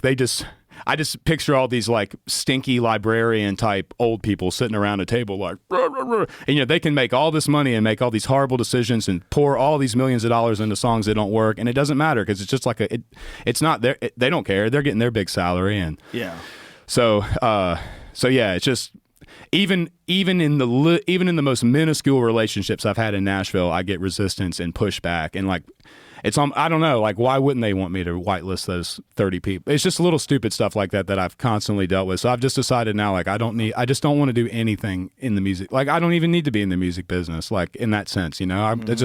I write my songs, I record them, I go do my shows and have fun, but I don't even need to follow any of the model of what like a traditional musician, artist person would have done. You definitely don't need 10 to years financially. ago, you know? You don't need to do it that way. It's not necessary. And you have the right mindset, is that all those reaction videos will just get more people to listen to your music. That's fact. But those people were like real fans who went and did it not because they were trying to get traffic or money or whatever. They just like liked it and wanted to push it. And so the least I can do is not take 50% of their stuff. And like, but isn't that crazy that it's like there's nobody's ever done that, I guess, like before. They were just acting like that was just the craziest thing in the world. So I ended up releasing this scornful song through a company called Sound On, which is like the music distribution side of TikTok, which seems like something I would never want to do, but they give me the flexibility to go and do all that. They don't care because they're not music industry people. They're just social media people. So I uploaded it through them, basically. So I own all 100% of the rights. It's all my stuff. I don't have any deals or records or labels or anything, but they push it to the streaming services for me and they do all the stuff. So that way I'm not even having to use a music company to push my music. I can kind of just like not even be there at all, you know, like not That's even be amazing. in Nashville at all. That's the goal, is just to get. And so now that I've got data from, you know, since Richmond basically, and have learned a lot, my goal long term is I'm going to always put new music out and write stuff, and you know, but it's going to come in spurts, and there'll be times where people won't see a lot of me, but I'm going to be in the background with other people. Like I want to help. I want to find these people on TikTok that have like 100 followers, but I know that they've got what it takes, and get with like Draven and some of these other people I've met and like help them write some really good songs and record them and put them out and push them. And just like, I would love to plant like 10 or 15 people into music, like give them everything I can give them to push them forward and make like, that way it doesn't feel like I'm the guy in the spotlight trying to like, I feel like I'm like the most, I don't know, these companies that got like all these employees and all this money and all this backing, and it's literally like 4 or 5 of us taking them. It just, I don't know. To me, I just think I think there's strength in numbers. If I could help more artists push forward and like help them break that cycle too, that it would be like a multiplication factor on this whole thing. That's kind of that's going to be kind of my next thing I get into is helping produce music and doing festivals and like starting a label, basically, kind of, sort of. That's fucking awesome. But a non-predatory one. Like, Yeah. even when Draven puts somebody on Radio WV, if they get 30,000 views, there's already people trying to sign them. Like, they just want control of every new thing that's, you know. Well, that's what they were trying to do to you right off the bat. Oh, and it Thank felt God you didn't- terrifying too to not do it. It just felt like I was just. It felt like I was just everything. It was everything in me felt wrong doing it, you know. But I just decided that I didn't care about it, and that I just, you know, I remember being very adamant at the beginning that every decision moving forward was based off the fact that I wasn't scared to go back to my old job if I had to, because I'd rather go back to my old job and be me than go to Republic, but just be Republic's little bitch, you know, and have to do everything they want and say everything. Like, and also a lot. seeing where all your profits go and realizing that you got hoodwinked into these deals, because these deals, when they give you a big chunk of money, you got to pay that money back. Yeah. That's all just in advance. Well, if I had went with a label, I would have been a lot bigger, though, because they would have made me push 30 songs out a year, and they would have put all this marketing money into it, and they would have kind of inflated me into this big fake, like every other country superstar. And so it feels a lot better just kind of being a little scaled back, a little smaller, but yeah, collecting 100% of my money, and then also just knowing that I don't have a boss anymore, other than other than the man upstairs. Like, I don't. Yeah. That's the Gosh, big one. dude. I mean, That's the like, big one. imagine I've heard stories from bands and stuff now that have told me that they've went and had to record music like under a label contract and really didn't like the way the album turned out, but still had to release it anyway. Like, oh my gosh, that would just make me to have to put music out that I didn't think was good And or then they're didn't going to believe in. promote it, and then they're going to get behind it. Yeah. Yeah. You don't want other people, especially financial people, to ever be involved in your art. Ever. Even if they're good people, like, no, we can work out a beneficial deal for both people. No, it's not going to be beneficial for you. It's going to influence you. And it's going to turn you in one way or another that's not the way you would have originally gone on your own. And the reason there's so much money in music is because music's such a big part of us as human beings. And it's like, it's so funny. The first thing they do when they sign somebody is like try to rip their identity away. And it's like the labels don't understand that it's the identity of the person that put them in the position they're in the first place. It's like you said, the relatability of it, you know? Well, there's also people have this instinct to try to influence people. So there's one of the things that executives do in the beginning when someone's just starting. They go, you know what you should do? You should get a crew cut. I think you'd look great with a crew cut. And then, like, the crew cut was my idea. And like, you know, something about Oliver's crew cut. Everybody loves that crew cut. Yeah, man. It's just like, he doesn't give a fuck about his hair. That was my idea. Yeah. You know, there's a little of that because, like, people are easily influenced because, like, in the beginning, you're not sure. Like, I can't even believe I got signed. Like, am I going to be a star? Are these people all here for me? You know, and they'll fucking get in there. That's happened to me. I mean, I brought around February or so, I hired this management company that they were my management company for 3 weeks. So that kind of tells you how well things worked. But he was super nice, like loved everything I was doing. And then as soon as I started with him, he was telling other people that I know, like, yeah, we got to figure out how to make him cool. And he needs to put like 40 or 50 songs out this year. And they were wanting me to make this social media post, like complimenting Beyonce's country album because he thought it was going to get me in a position. Like, it's exactly what you're saying. It's just like, and I just told him, I was like, dude, if I just wanted to be somebody's little puppet, I would have taken a lot more money for it. Like, you know, I'm independent, so I don't have to do that. It's like, but that's like, and it's like the thing is I don't need to be cool. It's okay that I'm kind of lame, but I'm just me, and you know, it is what it is. It's like I don't have to try to get on the internet and pretend to be cool. There's enough people doing that. You're cool, man. Stop this. You're cool. You're not lame. You're not lame at all. What the fuck are you talking about? You're a cool guy. You make great music, and you're fun to hang out with. How are you lame? Because you're normal. Guess what? Everybody's normal. It's a ruse. Beyonce's normal too. She takes horrible shits, I'm sure. We all do. We all do. They're humans, human beings, man. This illusion of celebrity. It's complete total nonsense. Dude, that's the best thing. Yeah, everybody takes horrible shits. You want a brain gummy? Want some brain gummies? I was hoping you had some of the Alex Jones ones. Well, these are the On It ones. They're new. They're Alpha Brain gummies. We just got them. How is Alex doing these? He's great. He lost a lot of weight, man. I saw he's getting like, yeah, he's ready for the next. My friend big... Sean Johnson's training him. Oh, really? Yeah, he gets up every morning. He works out for fucking hours. I think he's lost 70 pounds at this point. He looks fantastic, man. Yeah. He looks fantastic. He looks like he's 20 years younger. People think this is really funny because his whole business is conspiracy theory. So there's a conspiracy that Alex has been replaced. Yeah. Listen, folks, that's real Alex. I've watched every step of the way, and my friend trains him. So I can tell you for a fact that is the real Alex Jones. Quit drinking, quit fucking around, quit eating bad food. He's eating healthy food now. And he works out every day. It's like no Ozempic, no bullshit, no shortcuts. He did it the right way. He looks great. Yeah. He's definitely one of my bucket list people to meet at some point. Oh, I can introduce you to Alex. Yeah. We can make that happen for sure. 100%. It'd be I thought that'd just be hilarious. That's done. Yeah. Done. Nice. Yeah, we'll hook that up. Be prepared. That would be an interesting prepared. conversation, yeah. Because off air, he's just like he is on air. Yeah. That's Alex Jones. He's ready to go. He's Yeah, got a billion fucking what Bill Gates is doing right now. And then you're like corny. You're like, what? How does he getting away with that? Well, basically, what they paid off all the mass media. If you see, there's a $350 million donation that he gave to all the media companies. Like, what? 350? Is that real? And then Jamie will look it up. Like, holy fuck. Yeah, I know. It's real. He's right a lot of the time. He's right most of the time, except that one big one. But other than that. But he's you'll right. get that with, like they say, like the kids say, you get that with those big jobs, You know what also I think happens, and I think this is 100% real, is that there are a bunch of fake stories that get propagated to people that are really invested in conspiracy theories, hoping that those people promote those fake conspiracy theories and then get outed as being wrong. Yeah. I think you can get caught up in that. And then I also think if you're real quick to not check, and I'm guilty of that all the time, to see if something's legit. That's one of the vital roles that Jamie plays.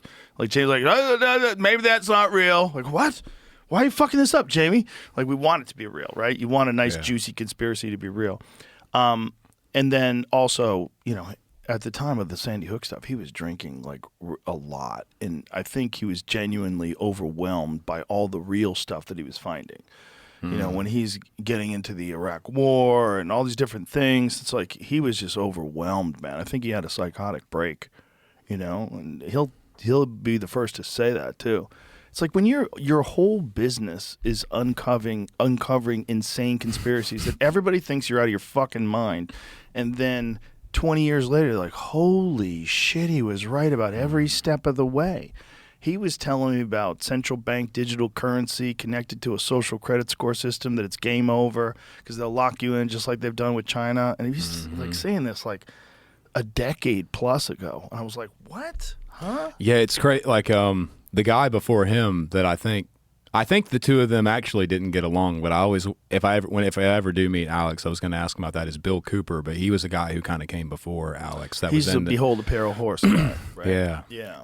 But yeah, even back then, most of it seemed like total madness back then, and now it's like.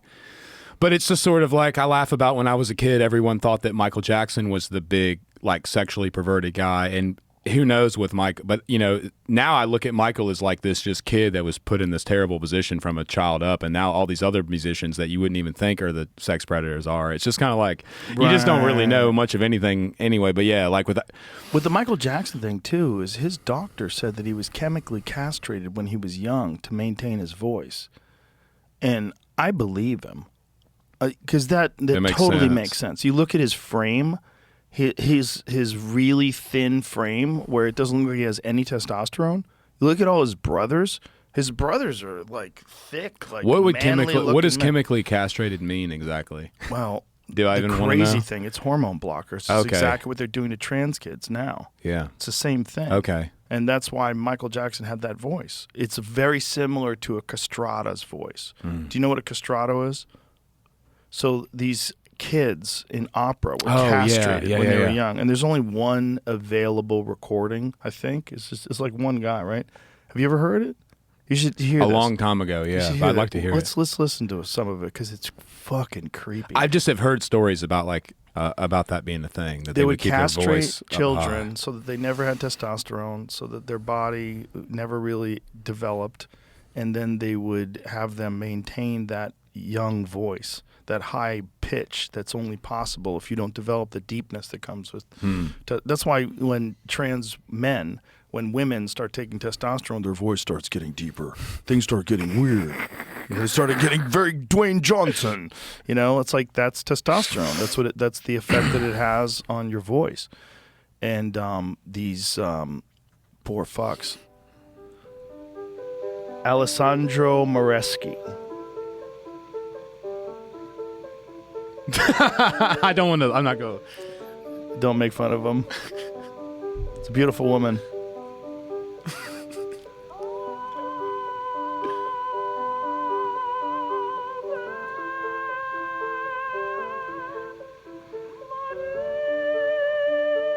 Yeah. This is a grown man, right? Yeah, it's a grown man.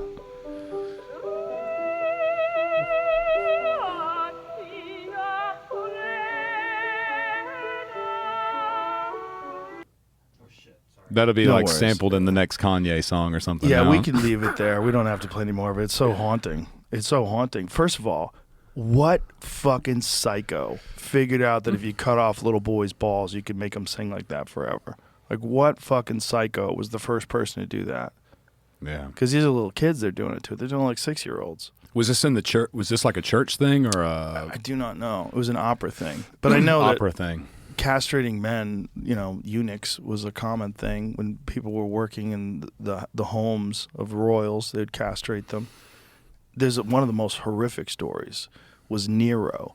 Nero beat his wife to death and then took a slave boy who looked like his wife and castrated him and changed his name to his wife and presented him as his wife. Yeah. People in power have always been horrible.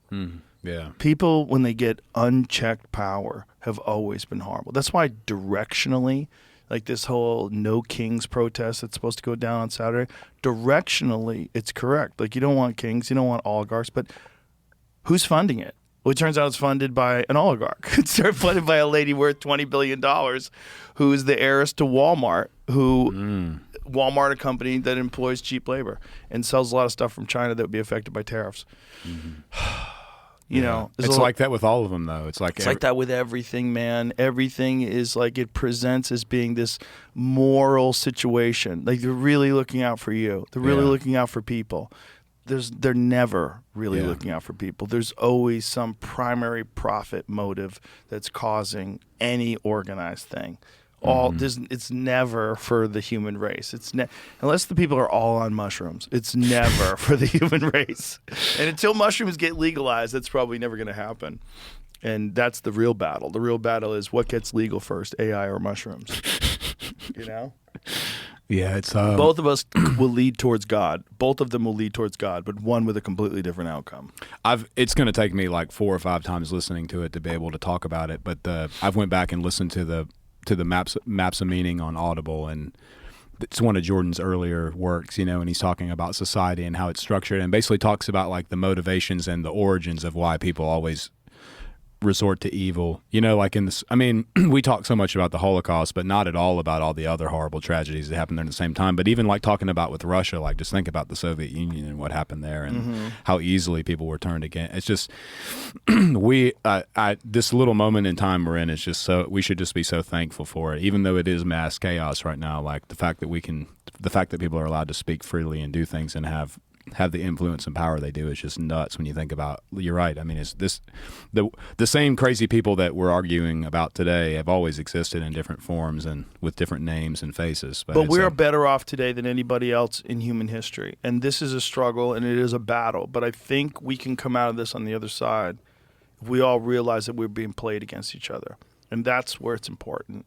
When you're paying people to protest, you're leaving pallets of bricks around and you're organizing the whole thing and you're shipping people in on buses and you're making sure that all the people show up at a certain amount of time and they're all compensated and you give them water and snacks. Like, we got to realize what's going on here. This is not for you. When you light your city on fire and you burn cop cars, it's never good. It's not good for you. It's not good for the cause. They're not going to change the laws.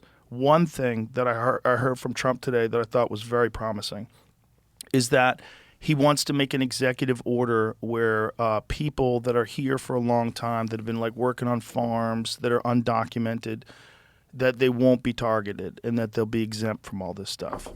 This is my feeling. Like if you got here and you're you've integrated into our society, yeah, maybe you shouldn't have snuck in, but you did it, and you're not breaking any laws. You're a hardworking person. Those people need a path to citizenship, man. Because if you don't, then they're just preyed upon by people that will take advantage of the fact that they're undocumented and not pay them what they're legally supposed to pay them, and not give them benefits if they're legally supposed to have benefits, and they can't say anything because they're worried that immigration is going to get called on them. So these people are in this constant state of anxiety, and then they hear about the ICE raids, like at Home Depot. Like, what the fuck? Yeah, man? there was a big ICE raid.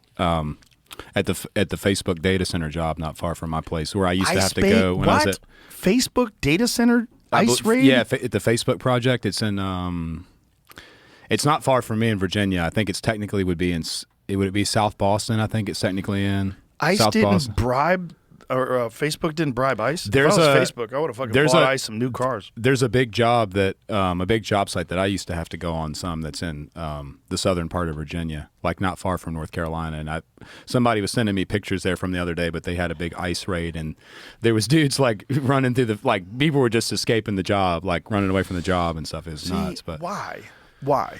Like gang members, yes. Criminals, yes. Why? Like, I think, as crazy as it sounds, the only way to do this and look like you have a heart is evaluate people on a case-by-case basis. Like, there's good people. There's good people.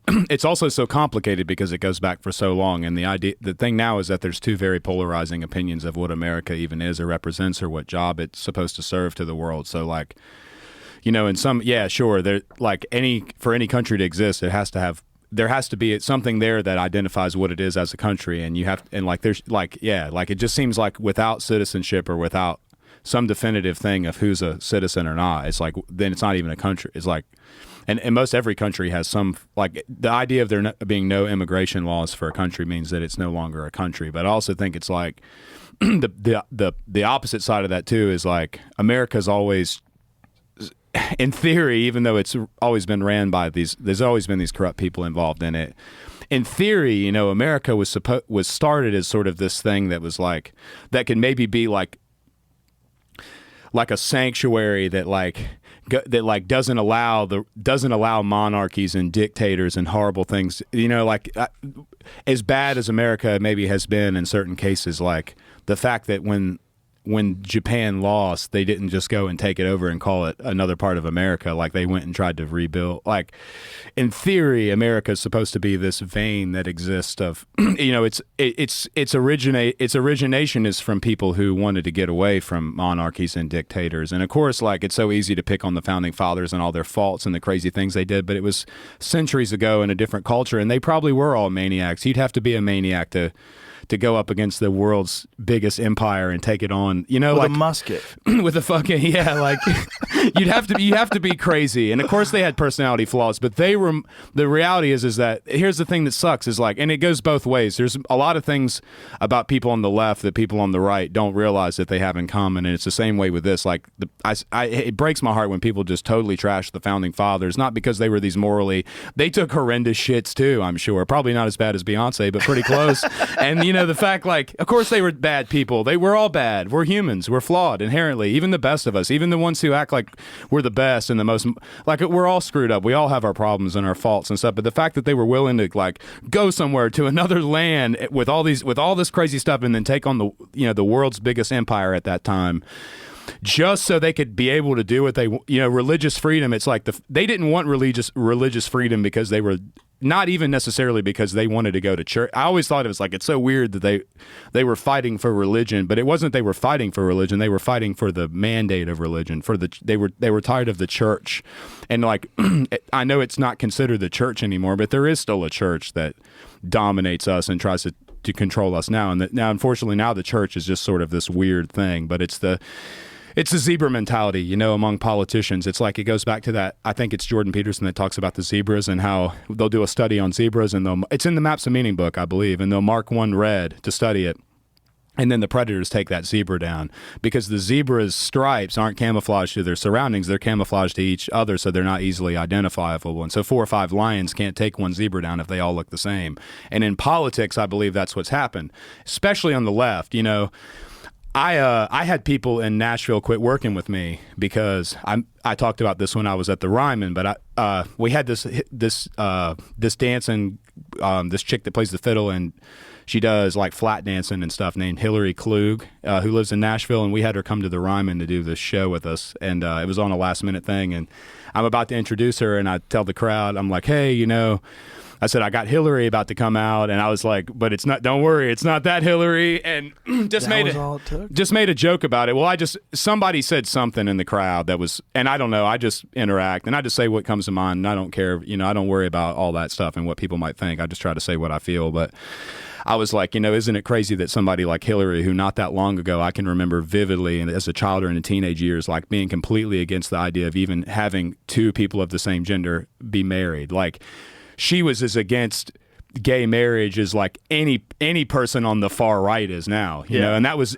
in my childhood or early teen. And I said, and now the fact that it's okay for kids to become transgender and go through like what Michael did, that's to me it just shows that it's all theatrics and that none of those people really have any real like opinions about any of this stuff. It's all about what'll sell, like, Did again, you say this at the Ryman? I said this at the Ryman.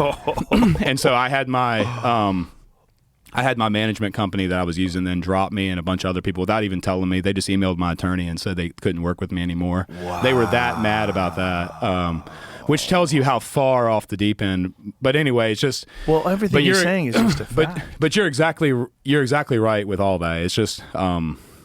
it's difficult to convey that to people because there's so many emotions involved. But at the end of the day, it's like... I don't see a whole lot of difference in people on the left and the right anymore. I think we're all just like you said, we all are trying to just effectively accomplish the same thing, just in different ways. And it's really easy to get angry at somebody that's on the same level as you than somebody that you don't even know exists, which is like with these private equity companies and these people in the background that do all the, like the enemy that, so what's happened is going back to the zebra thing, what I think has happened is like, especially in politics, the reason why Hillary Clinton can be against gay marriage and then for transgender kids in a very short period of my lifetime, and a whole bunch of other politicians with her, is that they're all just constantly rearranging their stripes so all the zebras look just alike, because as soon as one of them looks a little bit different, like that's a great analogy. Like Tulsi Gabbard or whatever, I don't know, name. There's plenty of people besides, that's just the first one that comes to mind, that's like, trying to be a Democrat and upholding most of what the Democratic Party would have wanted her to uphold up until very recently, but because she didn't rearrange her stripes, it's like, you're dead. But there's a whole bunch of more like her too that aren't even in politics anymore. But that's the way I see it now, is it's like all these people. And so like even with Big Donnie, I wonder, like, yeah, Big Donnie. I just wonder, I just don't trust.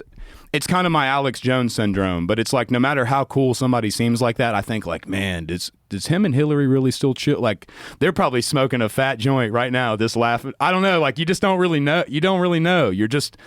You have to see what you see, and you have to take it in and just hope that somehow you have the discernment to know what's true or not. But you really just don't. I mean, even with me, man, so much crazy stuff that gets said and done, and I just don't even.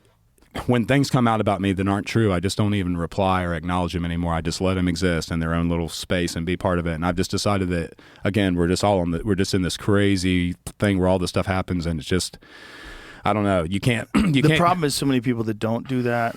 They're not aware of how much influence is being peddled onto them. How much their mind and their opinion is being affected by this nonsense on social media, by bots and by all these different things. What you said about the zebras and the stripes is so fucking perfect. One of my favorite clips is Hillary Clinton when she was running. I think it was 2012. It might have been. When did he first become president? 2008, right? Obama? Yeah. It might have been 2008. But she was running, and she was more MAGA than MAGA. Mm-hmm. She was talking about the border and about people coming over here. If you want to stay, you get a stiff fine. And if you've done anything illegal, you get exported, no questions asked. And listen to this. Give me this full volume from the beginning. Wait till you hear this. This is wild. So I think we got to have tough conditions.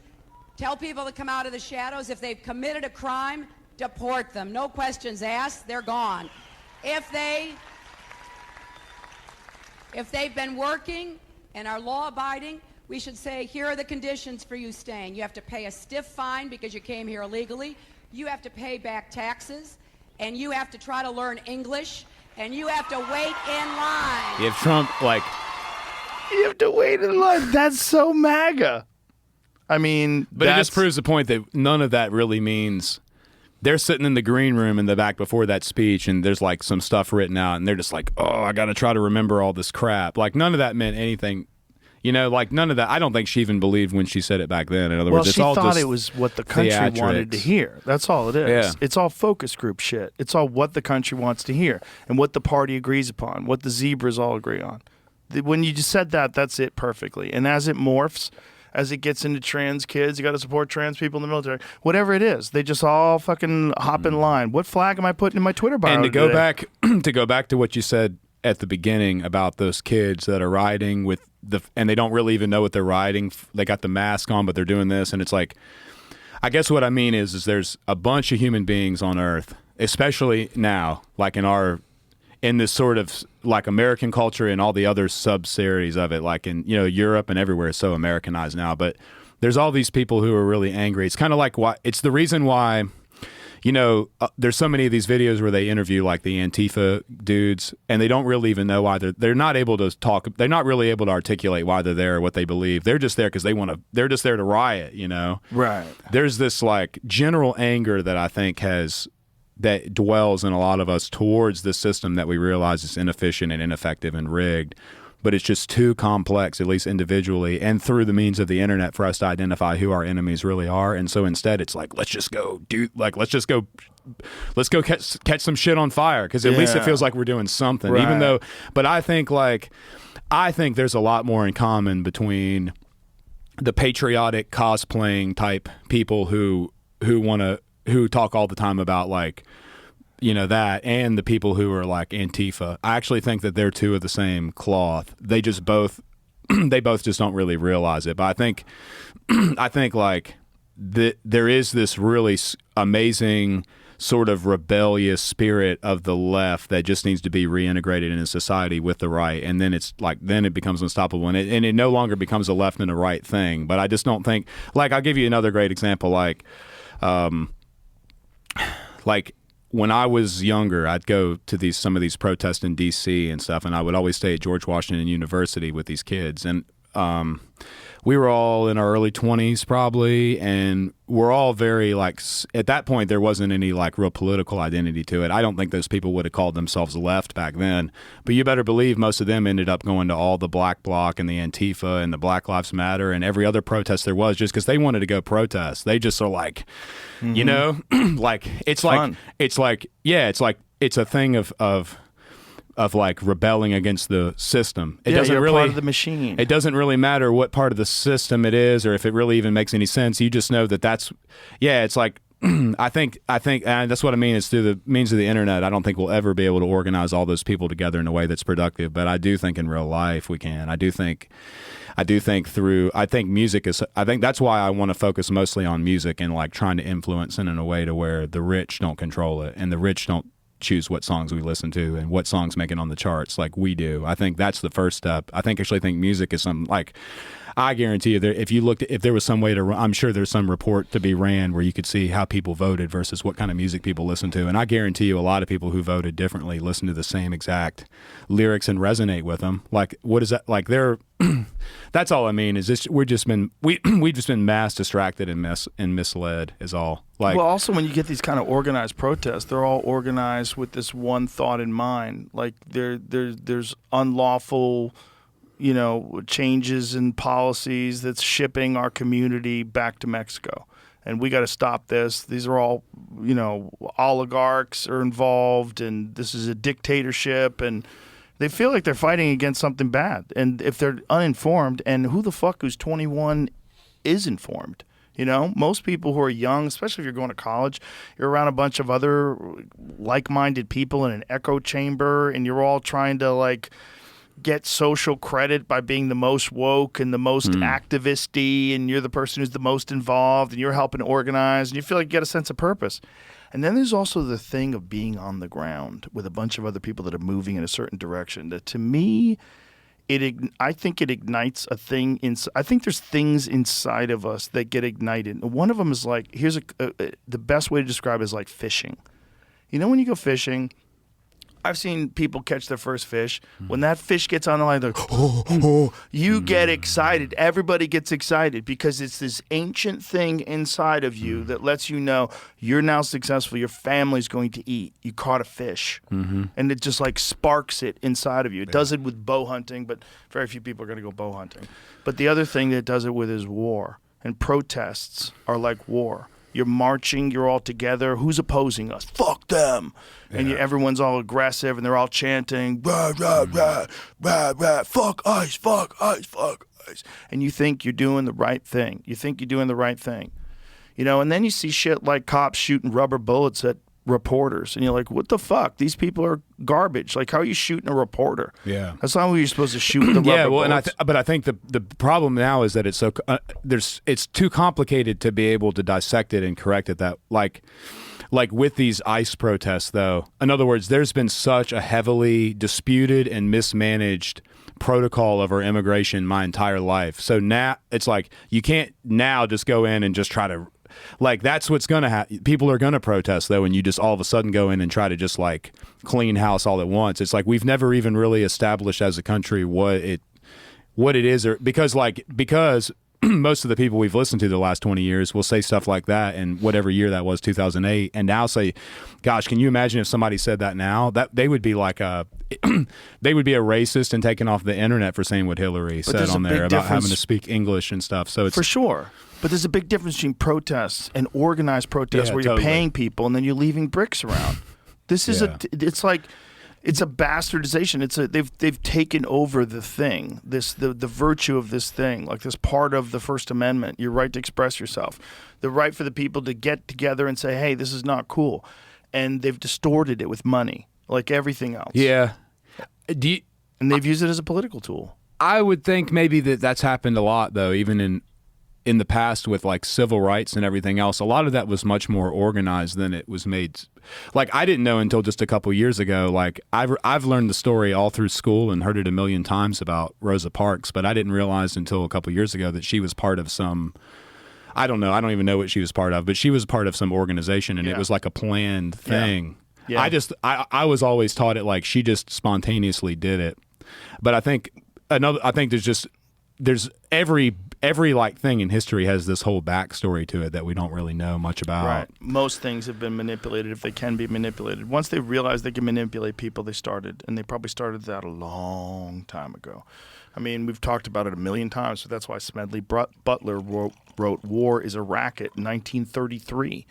You know, Major General Smedley Butler, who was, they tried to get him to overthrow the fucking government with a coup, and he wouldn't do it. And then he writes his book about how every single operation he was involved with, he thought they were doing this, but really they were just making it safe for bankers. They're really just overthrowing a government, installing a friendly one. It's like, it's been going on since they could. And back then it was way easier to pull off because there was no internet where you could pull up a Hillary Clinton video from more than a decade ago and go, look at her. She's pretty MAGA. You could put a fucking red hat on that lady and she'd be standing on that stage right next to RFK Jr., you know? Yeah, and it's because there's such an information overload. Stuff like that will always be forgotten about too soon, too, for it to make a difference. Like she could have been Trump's vice president back then. Yeah. Like, no bullshit. She would have been She would have been like Queen Mom of Trump land. There would be people with Hillary Clinton flags flying behind their pickup trucks, with her with like two fists in the air with a MAGA hat on. I'm not bullshitting. But I remember even back then, like, well, you know, the one that's what made me fall in love with comedy was Norm Macdonald and like his whole bit about the Clintons and stuff, and getting on The View and riling all them up and stuff, but. Even, you know, back then I remember they were trying to, like, I guess he got kicked off of Saturday Night Live because of that, right? And all, was it because of the Clintons? Or it might have been because of... it was probably because he's too funny. There was something else. Yeah, but there's, I don't know. Norm was one of the funniest people of all time. And his weekend update, that thing that he would do, was fucking fantastic. It was fantastic. He was the best ever at it. He was so good. And the jokes were so... He would go so out there. Mm-hmm. Back when you could. You know, and if that's what got him kicked off of Saturday Night Live, great, makes him even more of a legend. I think more. Yeah, I think that's what's important about. I'm not a fan of all the real crazy vulgar humor sometimes and stuff. Like I'm more of a norm type of comedy guy. Like I like the more goofy stuff that's not like constantly talking about penises and stuff, but like or whatever it is, sex and everything else. But it's really important that all that stuff does exist, just because of the idea of. I think it's important that there's this place that exists here in Austin that freedom of speech will always be in, even if it's such a critical thing, especially now more than ever. I think critical for everybody, even if you don't agree with it, and that's what's so hard for people to recognize. When people don't have a voice and someone has a voice, and that voice is different than their opinion, they want to shut it down. They want to silence it. Yeah. And they want to elevate their voice. Nature, just pure natural. It's natural instincts that human beings have, and you gotta resist that, because you gotta realize you don't want that used on you, right? Well, then don't use it on other people. Yeah, well, everyone's guilty. Like when I was at the ARC where we spoke at that thing in London. There was a talk we went to, I think the next night, that was about freedom of speech, and I can't remember who all was speaking there. It was some people that I should probably remember, but they were talking about it was a group that was defending people in Europe that were like being arrested and stuff for things they had reposted online and all, which is really important. Like they're arresting people for political things that they put online in Europe, and like not even giving them very obscure reasoning as to why, whatever. In some cases, they won't even tell them what they're arresting them for. And so like the cause of what these people are doing is very important, but the whole time they're referring to it as the woke mind virus, which is, sure, funny, put in a bit or whatever. But God, like, no, what it is it's like the government using this one specific thing out of a list of things that they could as part of this moral high ground to arrest people for speaking out against. Not because it has nothing to do with anything on the left or the right. It's the fact that the state would love for people to not be allowed to criticize anything, because then that means they can't criticize them. 100%. But by them saying woke mind virus every 5 minutes while they're talking about it, it just immediately polarizes half the people who they need to get on board in order to stop it, which is the left. Who, it's like, I don't know. There's just I don't know. I think I might try to one of these days. I might just try to give the old thing a run and see. But I really think I could. It would probably. Are you gonna run for president? It would probably Anthony. It would probably end in like a nuclear war. But I think we could do. I think it'd be pretty interesting. I think. You gonna run for office? If you will. Fuck that. No. I'm not on the same page. Vermin Supreme, call me up. No, I'm just kidding. I don't think I would. I might do like a governor run somewhere or something, or a mayor. Maybe I'll start with mayor. Maybe that's a good way. Seems like a terrible job, dude. Don't do it. I would say don't do it. But if you have to do it, do it. I mean, someone should do it that's like you. I just remember my whole life, like since I was a kid, people were like, man, what would happen if just we got some regular dude in there and like all this. It's just like, I don't know. You'd probably get immediately disillusioned.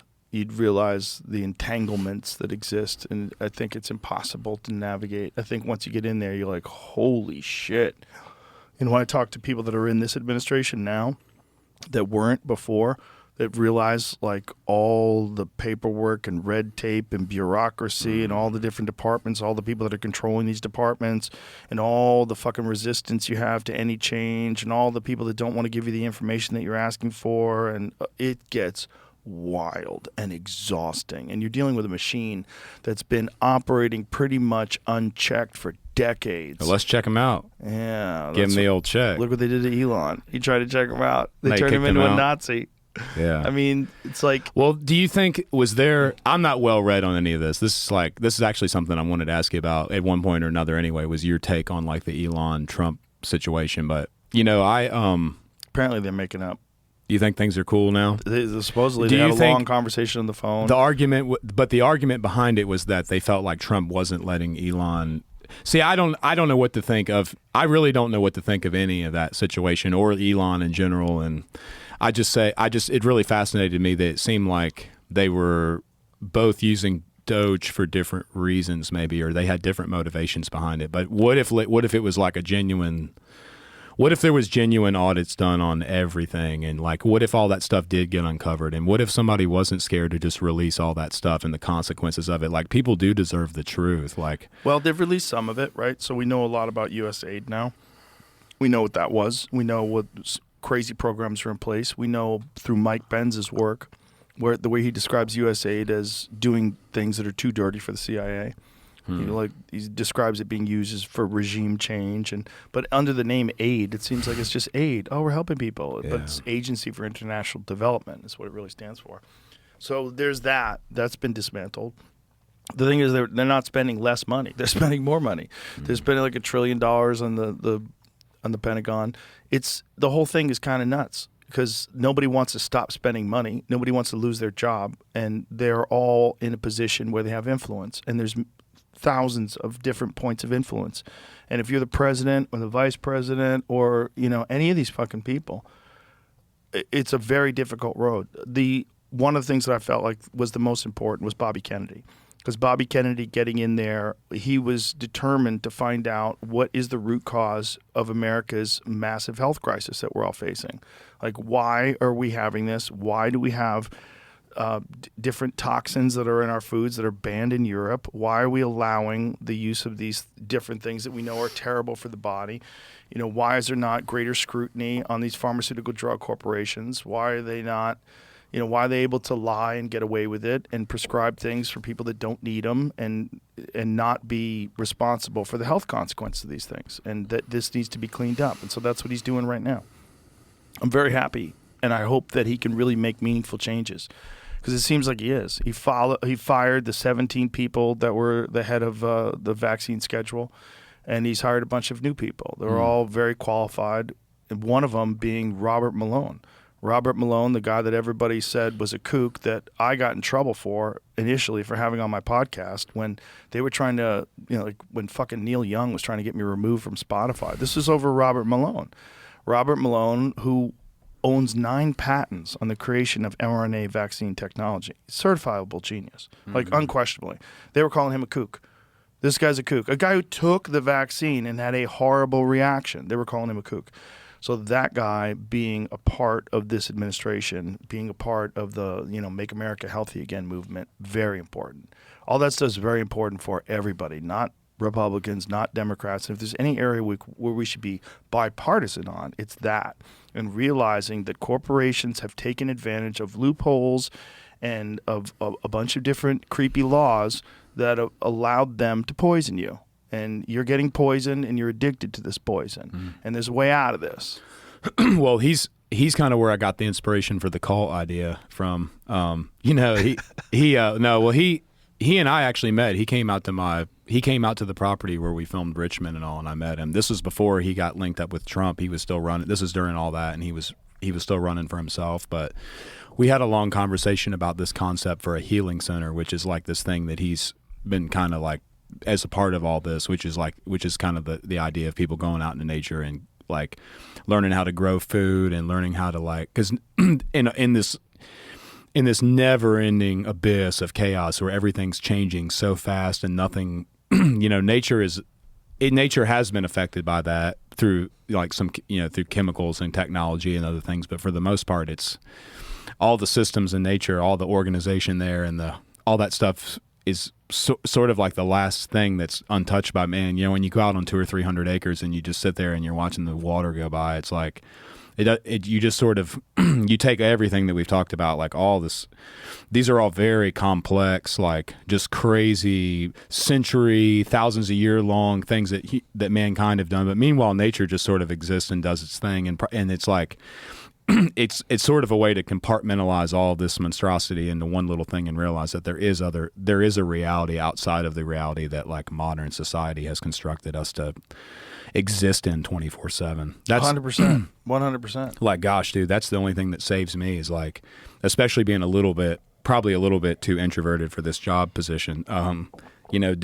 Going out on tour even for a weekend or two, or like, dude, by the time Sunday comes and we get through this and these 2 mothership shows, we got West Virginia next weekend, but I'll spend this whole week. I probably won't talk to anybody except for like immediate family. I'll just go sit out in the woods with the dogs and just watch the birds chirp and all that. But it's amazing. There's something really important about that I want to understand. Like, if you can take 200 or 300 acres, like what can you plant on it that brings in the types of nature that benefit human beings the most? Like, I want to conduct studies on like everything from birds to plants to wildlife to different types. Like, how do you put a human being who is so screwed up in the most optimal condition to heal and to fix?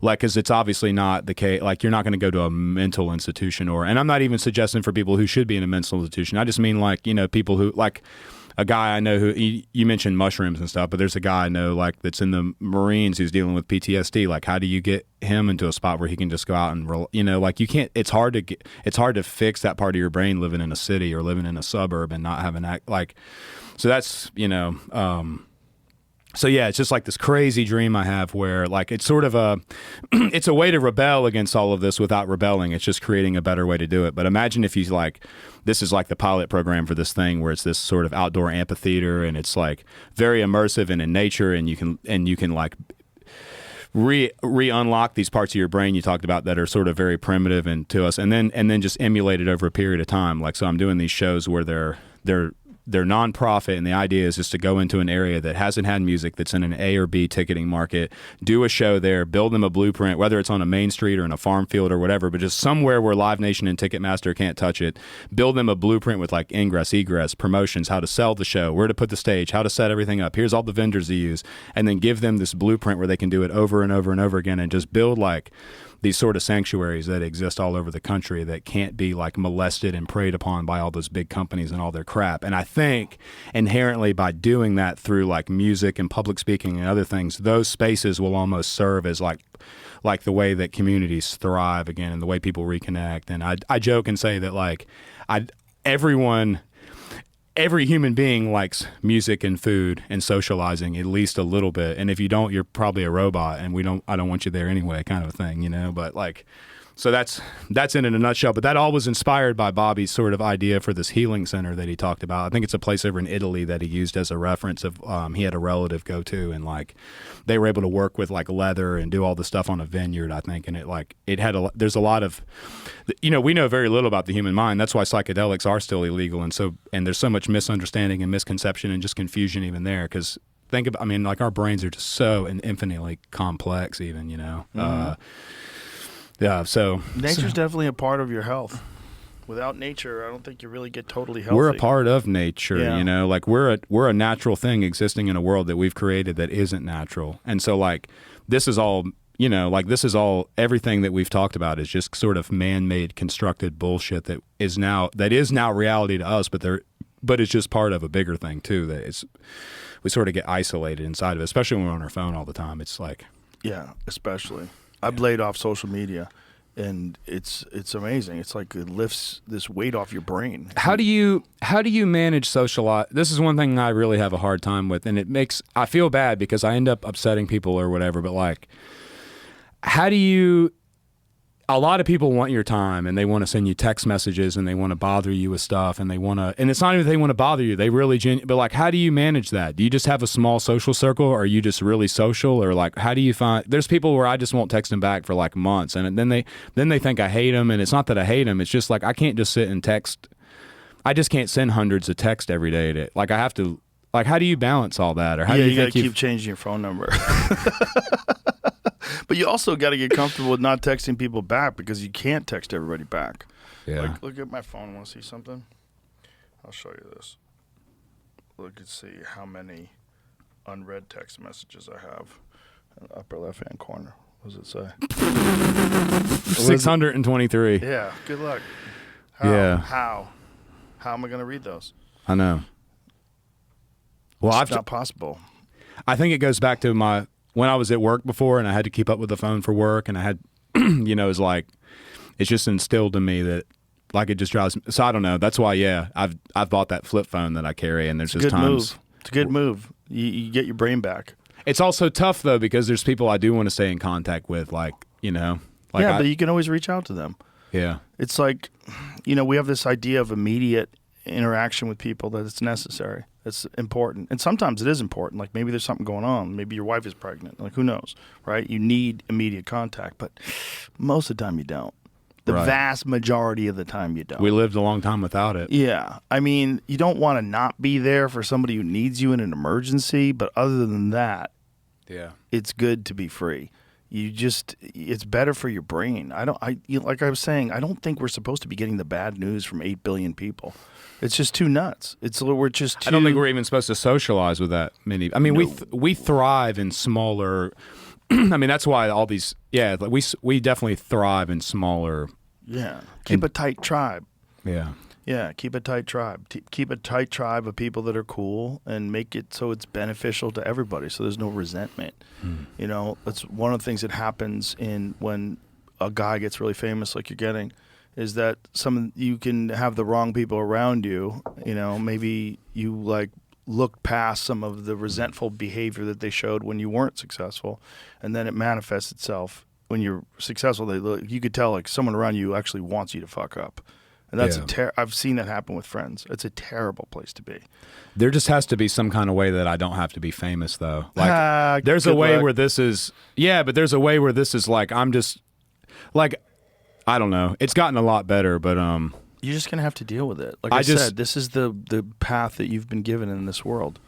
I just mean that like I just don't want people to perceive like I'm just some dude that's written a song this is like like I said, this is a collective thing. Like the fact, just if you look at the rate of people who buy my songs on iTunes versus most label artists, it's like comically disproportionate. Like people buy my songs out of support and stuff. And so what I'm saying is that this is like a thing, like this isn't just I'm sitting up here and y'all are all down there. Like in my mind, this is just a thing where we're all equal, and it just happens to be this is the music catalog that we're giving people a middle finger with. But I wouldn't for a second want to ever think that that I'm above somebody else on some social hierarchy because of it or something. I guess. Of course not. I don't want to feel like That's not necessary. This is just something where I'm just so excited to see where this can go in the sense of like I said, it's just exciting that like some just full blown idiot like me with a couple of his buddies can figure out how to do this and rally enough support up behind it. I'm just like, what could really happen if things were like. If I actually knew what I was doing, or if like enough of us got together, like we could really just flip everything upside down pretty quick, and it'd be hilarious. You don't have to become a different thing just because you're famous. That's a myth. You know, you don't have to become better than people. You don't have to think you're better than people just because you're famous. You can maintain who you are. It's totally doable. Totally, yeah. Yeah, I do it. I'm just me. I'm the same person. You are, yeah. I've been doing it the same, and that's one of the reasons why I do the podcast the exact same way. I do it the same way. I don't think, oh, this is going to be a big one. Everybody asks, that's the first thing a lot of people ask is, how was Joe Rogan? And I was like, he's Joe Rogan. Like, there is no... It's so much easier that way. Just be you all day. Yeah, like if you've watched him on the podcast, you've seen him in real life. He's, it's you see me at my worst, and you see me at my best. That's it. But... I'm a human being, just like anybody else. This is why I encourage everybody who wants to do something like this to go do it. Anybody can do this. Exactly. You might not do it this well immediately because you're going to learn how to do it, but it's like everything. You can learn how to do it. Like you can learn how to sing, you can learn how to do stand-up, you can learn how to play guitar, you can learn how to draw, you can learn, I can never do that. You can.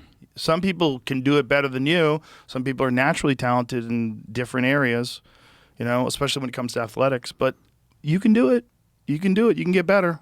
And getting better at something and doing something is beneficial to the whole of your life. Because if you can apply those same principles to everything, you can get better at everything. And you get better at being a person. And inspire other people. Yeah. Like the more the more good that you can do and the more you can put out, the more it inspires others to do too. Yeah, the more work you put out too, the more songs you put out, like Scornful Woman, the more stuff that like really resonates with people. It affects people, man. It's like it's that wings of the butterfly, man.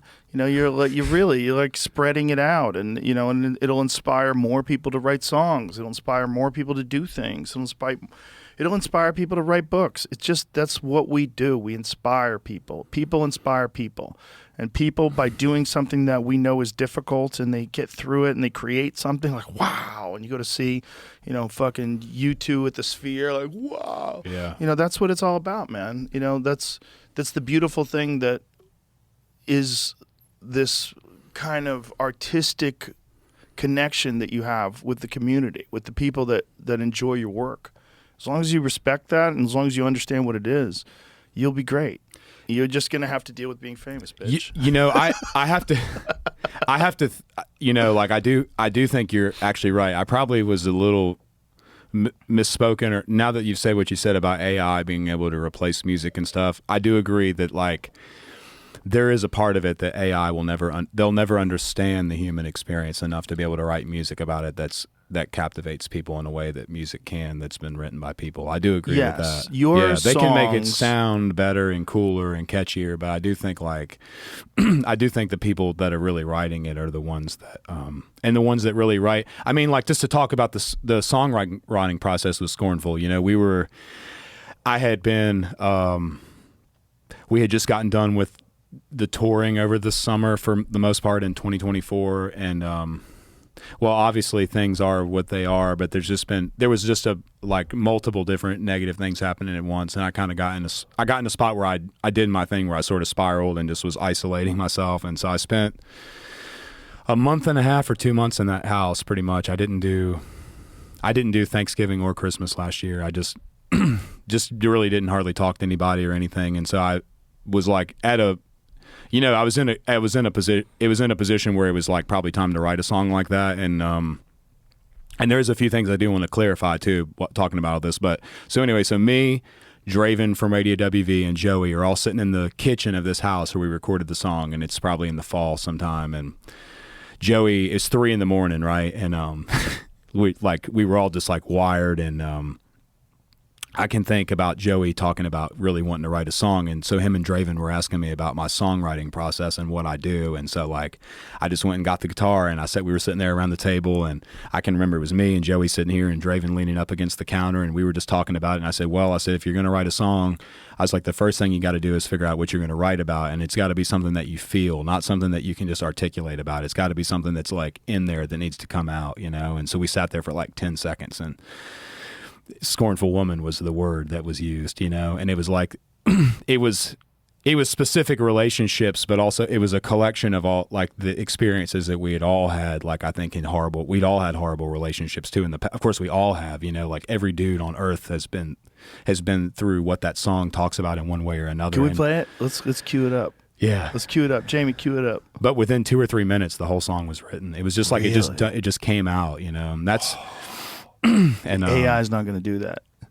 There's things that resonate in that song that AI is never going to be able to understand. Yeah, and that's the thing. That's the thing that's going to separate people from the machine and live performance. This kind of stuff right here. Mercer County, West Virginia.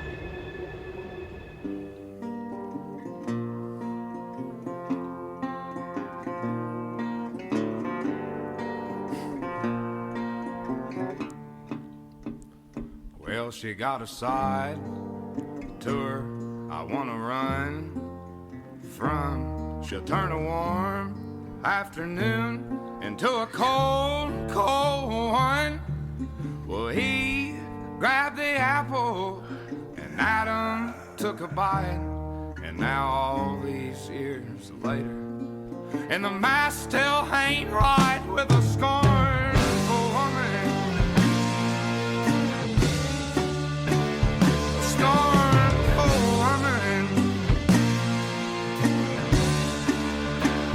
I used to sleep so good, didn't have a nightmare. I was busy dreaming, believing he's always gonna be right there. And now the middle of the day is like the middle of the night, and the court says 50-50. But the math don't seem right with a scornful woman. A scornful woman.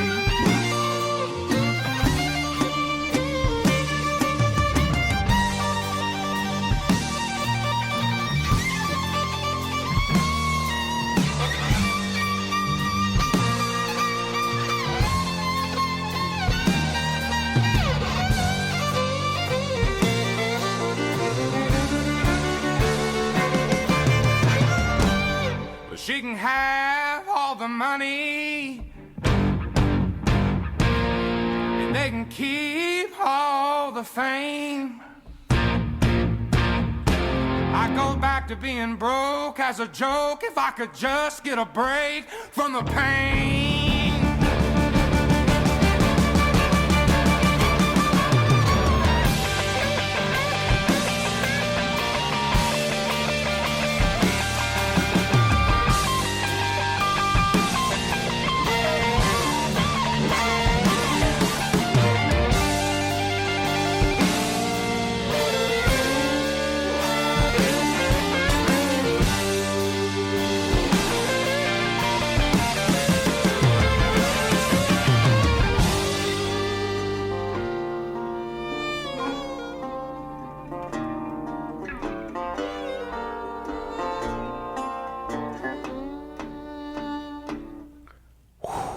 It's in the description of the video, but the biggest shout out of all this is to there's a firefighter that he let us use this footage too. I think it's out of Brazil, but the name of the firefighter is in the description. But for the GoPro footage, it was really cool. He let us use that. Oh, so that's a real fire. Yeah, that's a real firefighting GoPro video that we found, and we reached out to the guy and asked him if we could use it. That's cool. But I just wanted to give him a shout out on here. There we go. Joseph, volunteer firefighter for 3rd Company, Bomb Los Guindos in Chile. Oh, in Chile. Sorry, yeah. That's awesome. My mind's been in kind of a blur lately, so I should have remembered that right. But that's all right. Yeah, we got it. That's awesome. Yeah, that fucking song, dude. Woo! That song's a firecracker. Woo! I can't wait for you to hear some of the, like. Let me turn. I'll turn this on. I'll play I'll leak like 20 seconds of one of the other ones. Like when is it going to come out? I don't know when the next ones will. I don't even want to say a date because I don't know. I'm such a procrastinator. I want to say like within a month or so. Like, what are you doing with it? You changing anything on it, or are you just not releasing it yet? Just not real. I just need to get my life together a little bit. Well, just release it right now. Put it just out on release the show. it right now. Put it out on the show. Send it to Jamie. I'll play like 30 seconds. I don't even have like a full file of anything on here. I've just got stuff that I've recorded off my phone, but just to give you an idea of like some of the other stuff I'm working on, like this one. Let me see, which one of these? They're all just say like new recording 432. So I got to remember which. Like probably this one's probably one. I don't know if this will be right or not, but this will give you an idea of something. It's hard to get concentrated.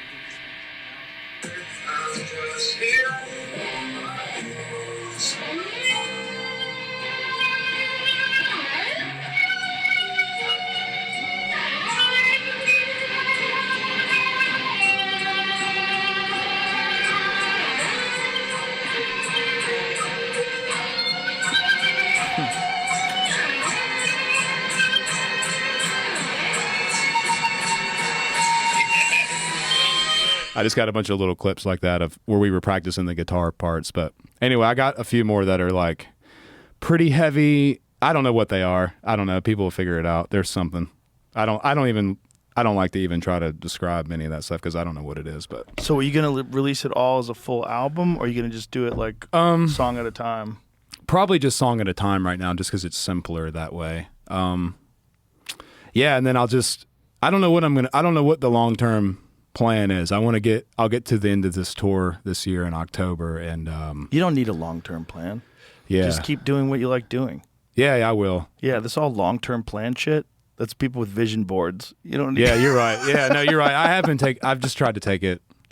I do have to think long-term though, because I want to make the most of this. Just for, I don't know, man. The only thing I want, like, I just want to look back when I'm old and just think like, fuck yeah, we did it. Like, we did this thing. If you just keep doing what you're doing, you will do that 100%. Yeah, but I mean bigger. I just want to see, I don't know. I just want to watch the machine crumble, you know? Like, I have this like thing inside of me that probably crumble on its own. It'll still exist in some form, but you know, as long as you can thrive without it, it doesn't matter.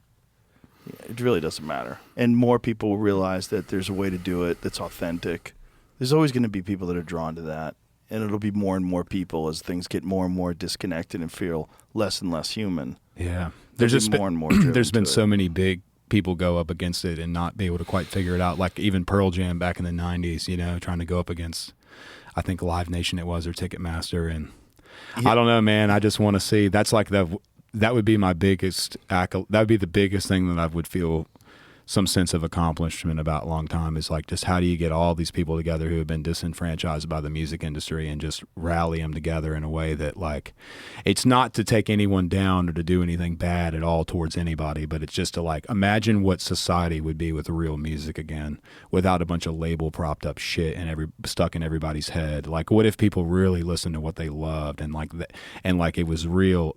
It was like the organic side of things is what drove music through the roof. Like, imagine what, because think about what music can do to you, like, not even in the moment, but just what it means to you over time. Like, going back, and I go back all the time, like, and I listen to like a 1999 live, like a live Stained session or something from back then, and just, or like old Hank Williams III songs, or like, I don't know, stuff I listened to a lot as a kid, and like, man, it'll just unlock all these memories. You think about, like, all of a sudden you're like back in a place that you never even remembered you ever were. It's just, it's such a powerful thing on us, you know. Excuse me. So I'm sorry, I had to sneeze. Yeah, but that's, yeah, anyway, it is powerful, man. It's powerful to do what you're doing. What you're doing is that. You're doing that.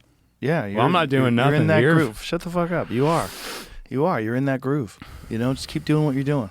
It's awesome. And it's inspiring, and more people are going to do it. And I love that you want to help more people do it. That's great. Because I'm guarantee you there are these Charlie Crockett's out there. There's these guys out there that people haven't heard of before. And then you see them playing on a street corner one day, and you're like, where are you from? Like, how are you doing this? This is crazy. Yeah. You know, there's people like that out there in the world. I remember what was that place that we went to, saw Ellis Bullard, the what is it called? White Horse? Yeah. Yeah. And we were like, look at this fucking guy. Here in town, right? Yeah, nobody there. We went there last time we were here. We plan on going back. We was actually thinking about trying to swing by there this evening and see Great little who's playing. spot. That was so much fun last time. Great little spot. So there's people like that out there, you know. They just have to get an audience. Yeah. You know, and someone has to, you know, give them a little boost. Reach back, grab their hand, help them up. Yeah. That's one of the best things about the comedy community right now, is that we all do that for each other. So it's like there's a real pathway. So there's a lot of people that are moving to Austin from all across the country, you know, that like, hey, I think if I get there, that's a place where you could really launch from. What's powerful about your platforms here, like you and all the other people, like you said, that are in that network, is that this is all stuff that you've built, that you have control over. Like, these are, that's what's cool about it, is it's like this sort of it's a whole new business that you've kind of got here. Like, in the comedy world, it's not owned by anybody or anything. It's like, it's wild and free and chaotic, and it could go anywhere. And that's what's exciting to me. It's like, dude, like I said, I just don't know. Who knows what'll even come of what you got going on here in Austin. But this has shaped a lot, like in a world where everything is so predicted. Like, there's less and less people able to sit around in a boardroom in a skyscraper somewhere and decide what the next big thing's going to be. It's like, I don't know. It's exciting to be a part of that. Despite all there's so many ways that you can look negatively about everything going on, but there is this sort of transfer of power that I just hope can happen. We only have a very short window of time for it to happen in, though. You know, pretty soon we'll all have a Neuralink, and we'll be talking to each other and beep boop beep boop boop boop, you know. But we've got a little bit of time maybe before that. Yeah, maybe. I think we're the last real people. We're the last people that knows what it was like before, to understand what real life really is. And it's so hard to even say what that even means. But I just mean that, like, even already there's people on YouTube that comment on a video that's AI. Everyone in it's AI. The whole narrative is, and it'll have like 1 million, and like probably half the people commenting on it are bots too. But I just mean that it's not even like we're going to be deceived that way. I think at some point it'll almost somehow it'll come to a point where we won't really understand what is real life or what is digitally, artificially created. And it's not that we won't even be able to tell the difference, but we won't even care to tell the difference. The fake world will feel more real than the real world in a short period of time. Somehow, like it'll influence our sensory. Like it'll influence that more than real life will. Like it'll become just like everything will just feel. I mean, it already feels that way. That's why we're so drawn and all. But as it all becomes more realistic and more creative and more tailored to draw us in, it will be just mass deception. It might have already happened.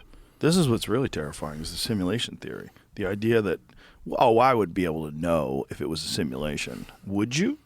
I don't know. You know, Elon thinks it's a simulation. He thinks the chances of it not being a simulation are in the billions. He thinks that this whole thing is probably our consciousness interacting with a program, which is very bizarre to think. But if you keep going with what we're doing right now, that is inevitable. If you look at the way technology is recreating things with AI and making things look completely realistic, and then you extrapolate, you look into the future, 20, 30, 40, 50 years, yeah, they're going to be able to give you an experience that's you're not going to know. So how do you know if that's already happened? And maybe that's how the world actually works. Maybe this idea of the material world is an illusion, and that everything is your consciousness interacting. Well, we're only able to perceive reality through limited means. I mean, Right. sight, sound, smell, etc. Like there could be components of reality here that we're not able to see. I mean, and that's where like I definitely lean into recognizing that there is this whole I do believe there is this whole spiritual element at play too. And I see, yeah, it's hard to. It's just there's no way to tell. But it's kind of like, it's funny though, because the same mentality that you could use to think about the world being a simulation, you could also think about it being, I mean, it's so organized and so perfect that, yeah, I agree that it's operating on some program. I just think that program is being mandated and created by what is represented in my mind as God or, you know, Jesus Christ. Other people may just be considered like a software or a program, but it is all the same thing. Obviously there is some, like, life is a thing that we don't quite understand that finds itself in the midst of so many different parts of reality. Like life, like just in the soil, there's so many different millions of bacteria that just make it possible for stuff to even be able to grow. And all those things are arguably intelligent and have these organized systems. And then you see the way birds fly in the sky and just the way that even we have these sort of inherent parts programmed into us.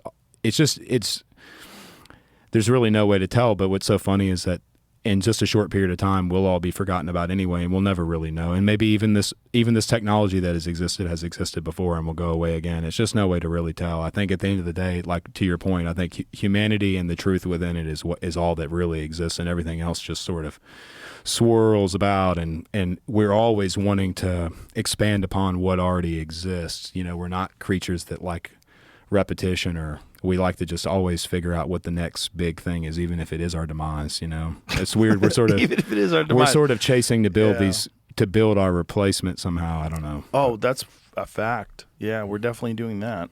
No question at all. We've already replaced our memory with your contact list. I mean, how many numbers? I know like 3 people's phone numbers.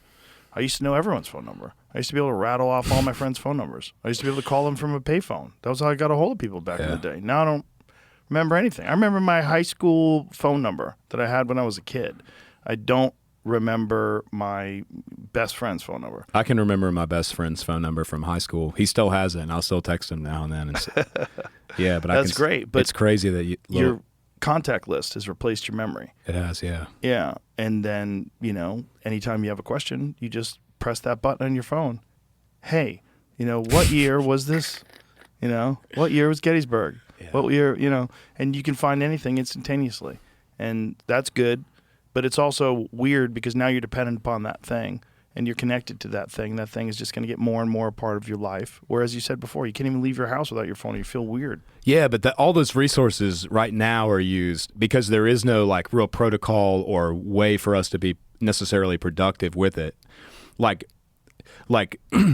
in a broader spectrum, that a lot of people just use all those tools and resources as just endless entertainment and mind-numbing distraction. But really, all that stuff makes us super powerful if we're able to harness it correctly. Like I said, like just imagine the information and the data and the resources that we have access to that people like kings and dictators and emperors and the most powerful people in the world could have never dreamed. Like we have it just right here for free on our phone. Like, well, I think we don't realize how informed we are in comparison to people in the past. People in the past were extremely naive about the way things work. Just that has just been something that we have just accepted as being normal in the last 20 years. But it's not normal. It's not normal to know this much about congressional insider trading. You know, like how do we all know about that now? And how do we all know that it's been going on forever and nobody did anything about it? You know, there's a lot of things that we know now that make the people, the powers that be, very creeped out. including things like podcasts. They don't like it at all. That there's no corporate entity pulling the strings behind the scenes. It's just people. And that some person like a Theo Vaughn or whoever can have whoever they want on anytime they want. And say whatever they want. Yeah. And that person might say some wild shit that has the internet scrambling. Is this true? And then they have to Google it. They don't like that at all. They don't like that this affects elections. That people realize, like, hey, you're being lied to. Hey, the FBI contacted Facebook and was telling them to remove factual information because it might affect the election. Like, this is crazy. Like, the stuff that we know now, that a lot of people know now, was the stuff of conspiracy fantasy when I was 20 years old.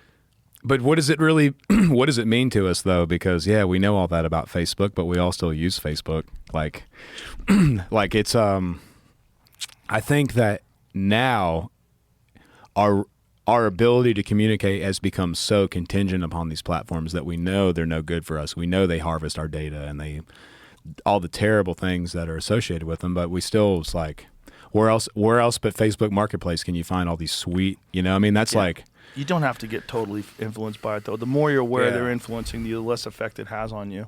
The more you're aware of the magic trick, you're like, oh, that rabbit's up his sleeve. There's just a connectivity that we can't find elsewhere, so there's this void that we have to use it to fill the void, I guess is what I mean. You don't have to. Maybe that's why I really want to try doing, I've had 2 or 3 people really pushing me heavy to try to do jiu-jitsu, but that's something where, like, it's like the community and the relationships you get out of it that's just important maybe than the practice of it itself. Like I don't know, that's the way it's been like maybe in those sort of circles you do get that, but you just don't get it in there's not a lot of broad ways to get it now. But jiu-jitsu is definitely a way to do it. It's also a way where you get out all of your aggression in a very healthy way, in a cooperative way. You're doing it with other people that are your friends. And the beautiful thing about jiu-jitsu sparring, as opposed to like when I was kickboxing, like you kind of resented your sparring partners. They're fucking you up, they're rocking you.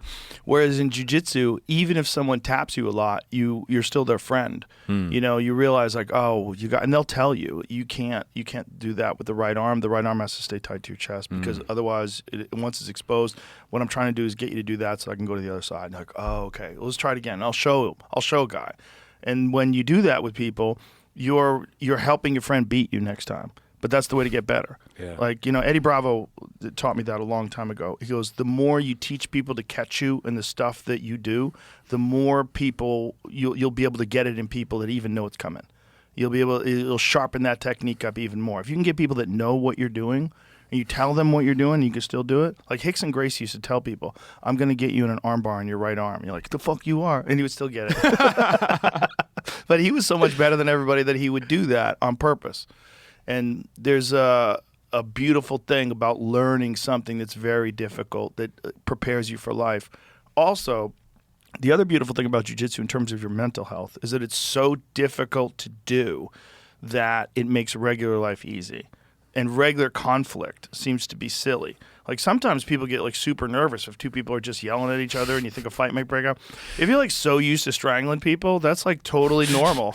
Like, oh, you guys got to fight? Like you see that you see that in some of the videos that go around where somebody will get like broken into, like it's like the security footage. Like I'm trying to think, there was one that went around recently. Like some guy was trying to break into a UFC fighter's truck, and he went out there and just like kicked his ass. Justin Gaethje. I think that was He tried to carjack Justin Gaethje, and he beat the fuck out of him.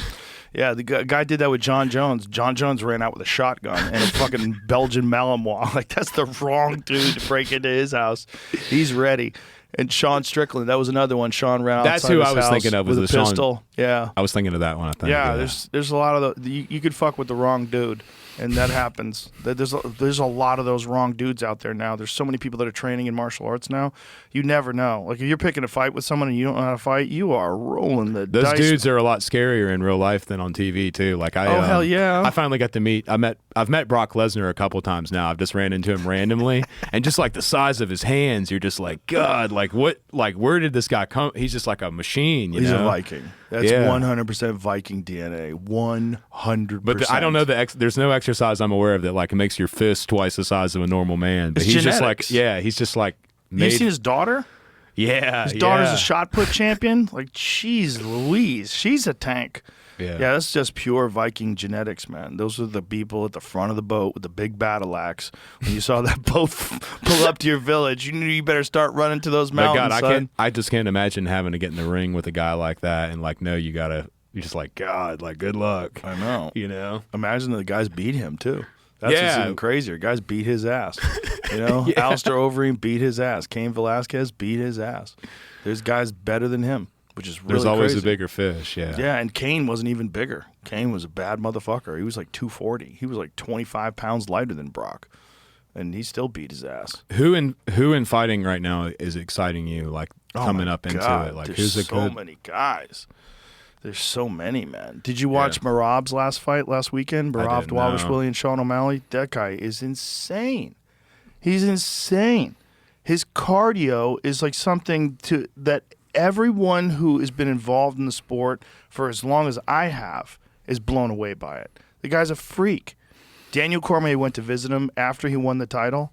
He won the title Saturday night at the Sphere in Vegas, beat Sean O'Malley, dominant 5-round decision, like just steamrolled him. The next day, Daniel Cormier goes to visit him. He's out running. Yeah, I mean, it doesn't stop. Yeah. Doesn't stop. Just this guy from Georgia, from this, war-torn country, who is just embraces that fucking grind at a level that nobody else can compete with. And when he gets in the ring, like, no one can match his cardio. No one can match his pace. He melts the greatest of the greats. You see guys like Umar Nurmagomedov, who's elite. He's world class. Like, in any other time, he would be a world champion. And Merab's just overwhelming him. You see him just getting overwhelmed by the pace. And Merab doesn't even get tired. He's a freak. So he's probably trained in Georgia most of his life then? Do you think that gives him an advantage? Like, he's trained in, like, maybe his fighting style, or is it just like, is he doing the same type of fighting but just better, you think? Or is it just that they can't see read? the evolution of his technique. So a lot of it is in America. So it's just his mindset and his drive. And I think some of it, Faraz Zahabi did a whole video about him saying he needs to be studied in a lab.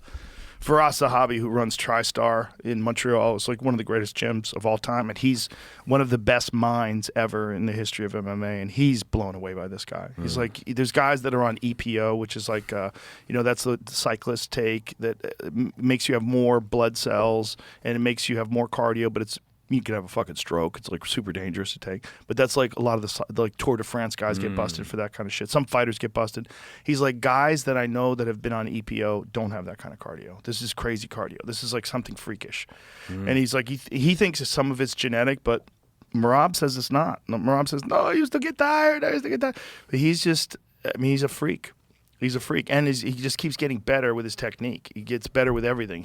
That drive is not just for his cardio. That drive is for his whole skill set. So he's a fucking monster. And then Ilia Topuria, who's fighting Charles Oliveira at the end of the month, like, that guy is insane. That guy's knocked out two of the greatest featherweights of all time, Volkanovski and Max Holloway. Nobody could knock those guys out in featherweight before, and he did it. And he did it, and he made it look easy. He made it look like they're like he's just on another level from everybody. And then now he's moving up to 155 pounds. He's like decided he cleared out that division. He's moving up. Like, he's insane. Yeah. Insane. There's guys like that are just their level is above everybody else's level. And with Ilia, it's everything. It's his submissions, his kicks, his punches, everything. He can do anything. He does everything perfect. All his technique is perfect. And he's fucking driven and ultra confident. This is an amazing time for the sport, man. It's a crazy time because these guys that are coming in with like one fight in the UFC, they look like world-class contenders, like, right away. Yeah. Well, it's cool because it seems like it's a really good way to get, like, obscure people into the spotlight. Like, it seems like if you can just go in there and fight good, that it's like you can really work your way up to the top pretty quick, I guess. Like, I guess it does take some fights, but like, if you're like the guys that are in the top at the UFC now, how many fights do you think it takes them before they wreck it? Like, how many big wins? Is it really just a win or two, I guess, if they're big enough and they're like... It really depends entirely on their skill set and who they're fighting and how good they are when they get into the organization. Like, the best example of a quick rise to the top is Alex Pereira. But Alex Pereira is one of the greatest kickboxers of all time. And Alex Pereira, when he entered into the UFC, like, a lot of people were completely unaware of him. And me, as a giant kickboxing fan, he was the guy that I was like, when this motherfucker comes over here, bodies are going to drop, man. I'm telling you, you ain't never seen nothing like. And I remember Daniel Cormier saying to me, like, really? I'm like, dude, I'm telling you. I was pointing to him in his debut. I go, that's the motherfucker. That's the boogeyman of boogeymen. I go, he knocks people into orbit. And I was showing him some videos of kickboxing fights, and he was like, holy shit. I go, dude, everybody he touches, he's got the touch of death. And then we start steamrolling people in the UFC, and he knocked out Strickland in one round. And the opening fight that he had when he hit that dude with a flying knee and just sent him into orbit, and everybody's like, whoa. I'm like, yeah, dude, this guy is scary. So that guy was, within 3 years, was a 2-division world champion, which is just nuts. Like, nobody's done that before. And, defended the light heavyweight title multiple times in just a few years. And he's only really been fighting MMA for like 5 or 6 years. That's the excitement, I think, of MMA over other athletics, maybe. It's just the unpredictability of it, that like anybody can just come in and catch everybody off guard, and you just don't ever know. It's just... Yeah. Well, it's specialists. So the thing about specialists is, if you're a specialist kickboxer, what you really need is someone to teach you how to fight on the ground. And he had Glover Teixeira, who was also a former UFC light heavyweight champion, one of the greatest, and an amazing technician. And Glover helped him, along with all his other training partners, avoid the takedowns, learn how to fight learn how to fight on the ground, learn how to get back up to your feet. When you got a guy who's the best of the best kickboxers, every fight starts standing up. So while you're standing there with him, it's just, you got to get that guy to the ground. You got to get that guy to the ground. This is terrifying. Yeah. And he'll fight with broken toes. He's fought so fucked up before. He fought when he fought Yuri Prohaska the first time. He had a completely blown out knee. Like, his knee wouldn't support him. He knocked Yuri Prohaska out with a left hook. And then he got his knee fixed, came back, fought him again, and iced him in the second round. And he's just different, man. He fought this last fight with a broken hand, and he had norovirus. Oh my God. And still lost a close decision in the 5th round. Maybe it almost helps him like that. Nah, it doesn't. It definitely doesn't. You could tell his energy was lower in that last fight than it has been in the past. Like, the Khalil Roundtree fight was a fucking masterclass. And Khalil is like one of the best strikers in the light heavyweight division, and Alex just pieced him apart. I think about what happens after their careers are finished. Like, where do they direct all of that energy to? Or is it difficult when you're it's difficult when you're a high level fighter and then you get out of it? Like, oh, it's so difficult. Your whole identity is wrapped up in it, I just messaged Sean Strickland the other day because I saw that he was talking about his investments, and that he's got $4 million in investments, and he's doing really well. Okay. And then he's got a plan. Like, Sean is very intelligent. He's wild and crazy. He says crazy shit, but very intelligent. And I was very happy. And I imagine that makes me feel so good that you're really thinking about like having money in the bank, retirement, investments. So you're good. You're good forever. And he'll always be able to do seminars and things along those lines. It's very valuable to be like a former champion. You could visit gyms and people will line up and pay $50 and you can teach them things that'll genuinely help their careers. So that a lot of guys have a thing like Misha Tate. She was just in Austin recently. And she went to Ways to Well to get some work done on her knee, and she was out here doing seminars. So she's traveling with her family around the country, and they'll go and she'll teach a seminar at a gym, and then they'll go, on an RV trip, nice family time. Yeah. Have a good time in between, but they can make a lucrative living doing that, which is really nice, Yeah, but it's hard for them. The identity thing's very hard. Well, I just wonder too. Like it seems like some of those people are. Well, this is totally different than MMA fighters, but I look at like a great example is like that David Goggins type of thing, where they're like just at it, like you said, dude, man, like you fight and the next day you're able to go run. It's just like, what happens when all that slows down? Do you redirect that somewhere? Do you think it's difficult? Like, if you don't have somewhere to just, you found this really effective way to displace all of this, because obviously those people have got something in them that like drives their spirit to be able to do that. Well, I think George St. Pierre has the healthiest model because George still trains almost every day. Yeah. And George still comes to Austin to train with the Donahers and Gordon Ryan and all these elite jiu-jitsu guys, and he'll still go to Thailand and train Muay Thai. He's a genuine martial artist. And so maybe he stopped before he destroyed himself too much. He definitely did. Like, he definitely did. He's in good. He definitely did. Do you think those guys will ever come back? I know there was rumors about. Do you think they would ever? Do you think for them that it would be beneficial for them to come back and fight once they've been out of it for so long? No. Like the Tyson fight and stuff. Was that seemed like, and I don't even know, that's a whole nother can of worms, and I'm not articulate enough in this space to like give my opinions on things, but I would have liked to see Mike Tyson just, I don't know, it just seemed like that just wasn't, it didn't seem like he enjoyed that coming back. I bet he enjoyed the $20 million. He did. I bet, think that's why he did it. I think Yeah. he did it for money, and I'm happy that he could do it for money. I'm happy that he could make a large amount of money doing something like that. That's all I'll say about that. Yeah. But you're not supposed to be getting hit really hard in the head when you're 57 or 58 years old. It's probably not the best thing for your health. Yeah. And at a certain point in time, like I kind of stopped kickboxing for the most part when I was like 30. I was like, this is just not good for you. You know, I was still sparring, and I was acting at the time. So I was doing news radio, and I was still going to the gym and kickboxing.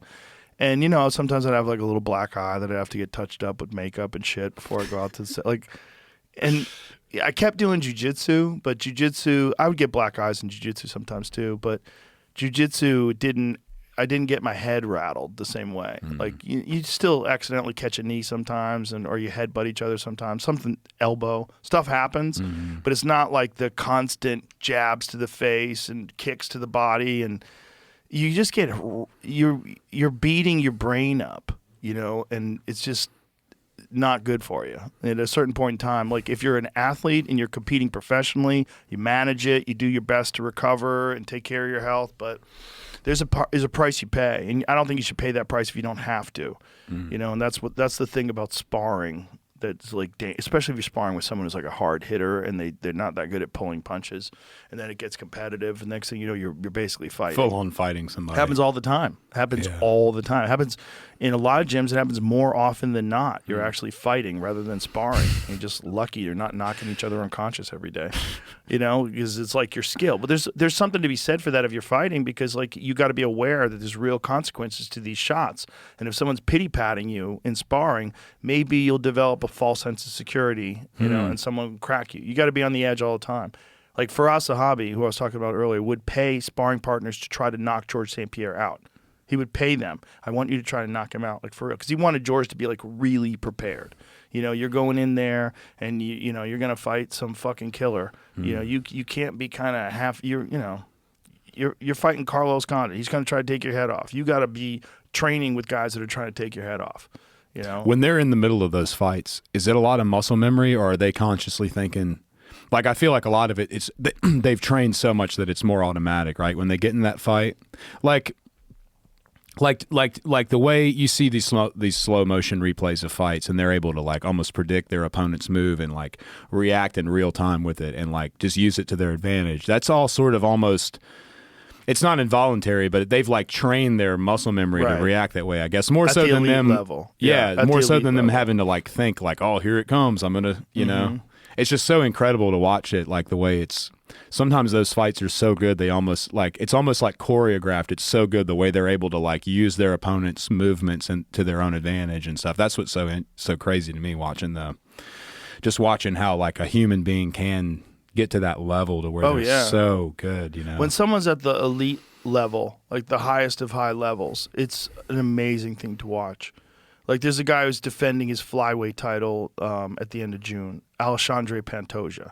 He's one of the best fighters of all time. I mean, he's so fucking good, but he's 125 pounds. So people, you know, they don't appreciate him as much as if that guy was 170, he'd be a fucking superstar.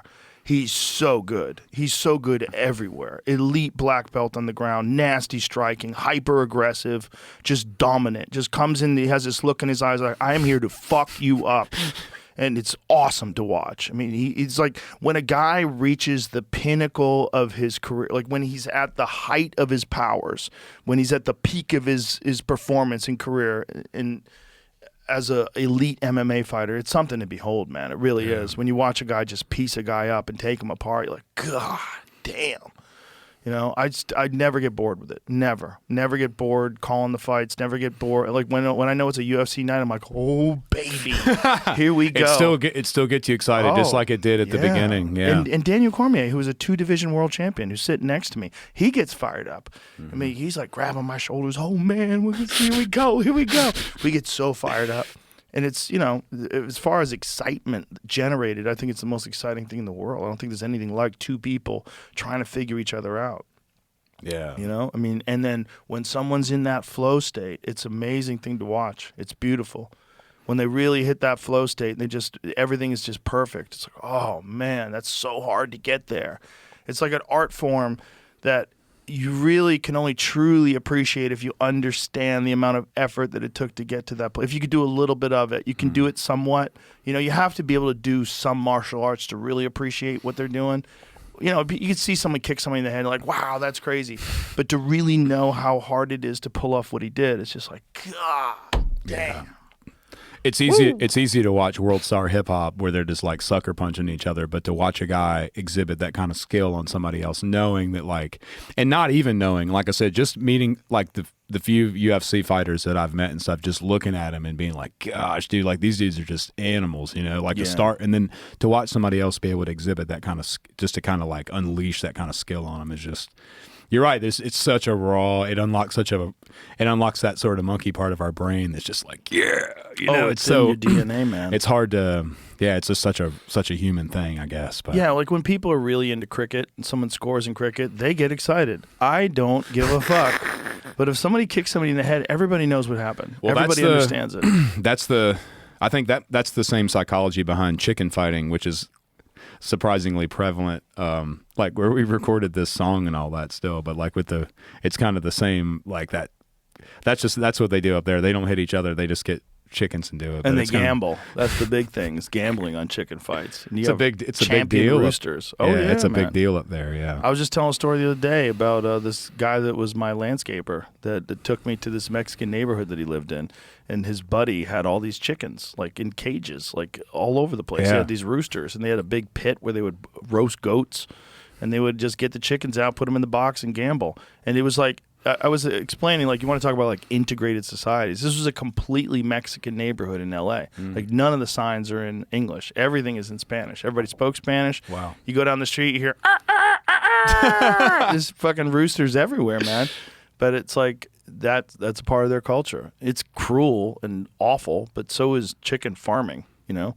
Yeah. They make soup out of the chickens after they have them fight each other. It's kind of fucked up. But it's that same sort of like it's the same. It goes back to like the Coliseum. It's that same kind of thing. Like it's that part of our brain that like everybody's got some chase to get there. But yeah, I've always wondered that with the fighters. The worst is dog fighting. Yeah, that's the one that one makes my stomach turn. Right. That one bothers me because they like fighting. They really do. Pit bulls love it. They're fighting. They're biting each other in the face and wagging their tails. They really enjoy it. But it's like, God, don't do that. Don't do that. You just like, we don't want that. Yeah. You know? Yeah, maybe it's when it's something you eat, you don't feel so bad about it. But when it's a dog, it's like... I just love dogs way too much. Man, that to me, you know, and I know the dog wants to do it, which is even more fucked up.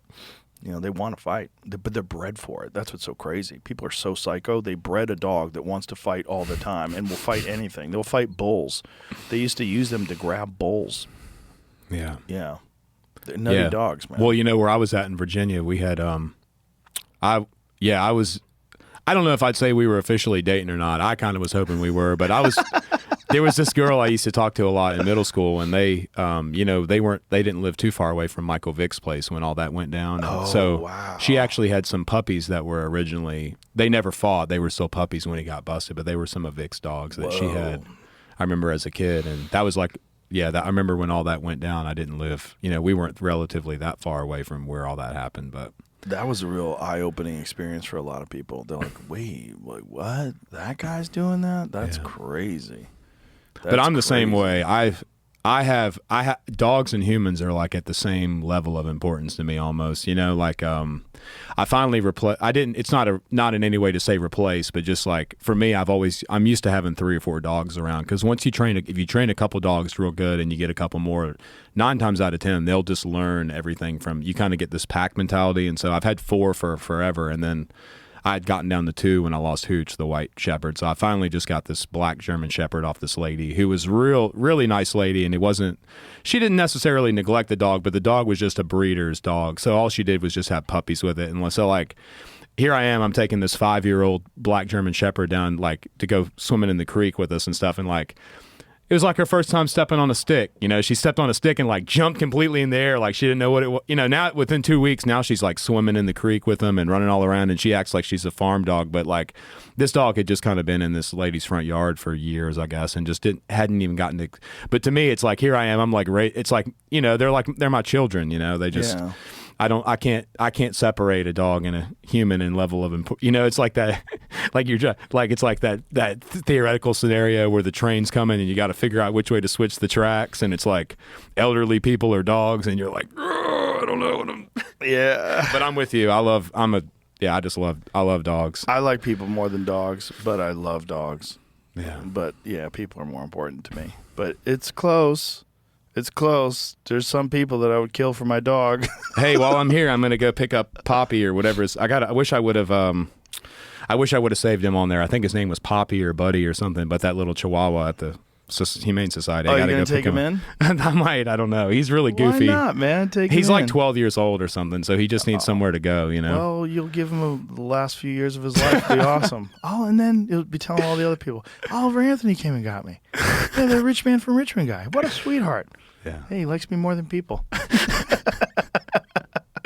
Yeah. This is exciting. The mothership and just being able to go in there and do music and stuff is going to be nuts. And I've got a few, like I got a friend of mine named Craig, who's like one of my buddies growing up, who does just like amateur state, but he's a really funny guy. So I got him doing a little bit. And I've got Hickok 45's son, John, who he does comedy in Chicago right now. He's going to do a little stand-up thing there. And it'll just be fun. Nice.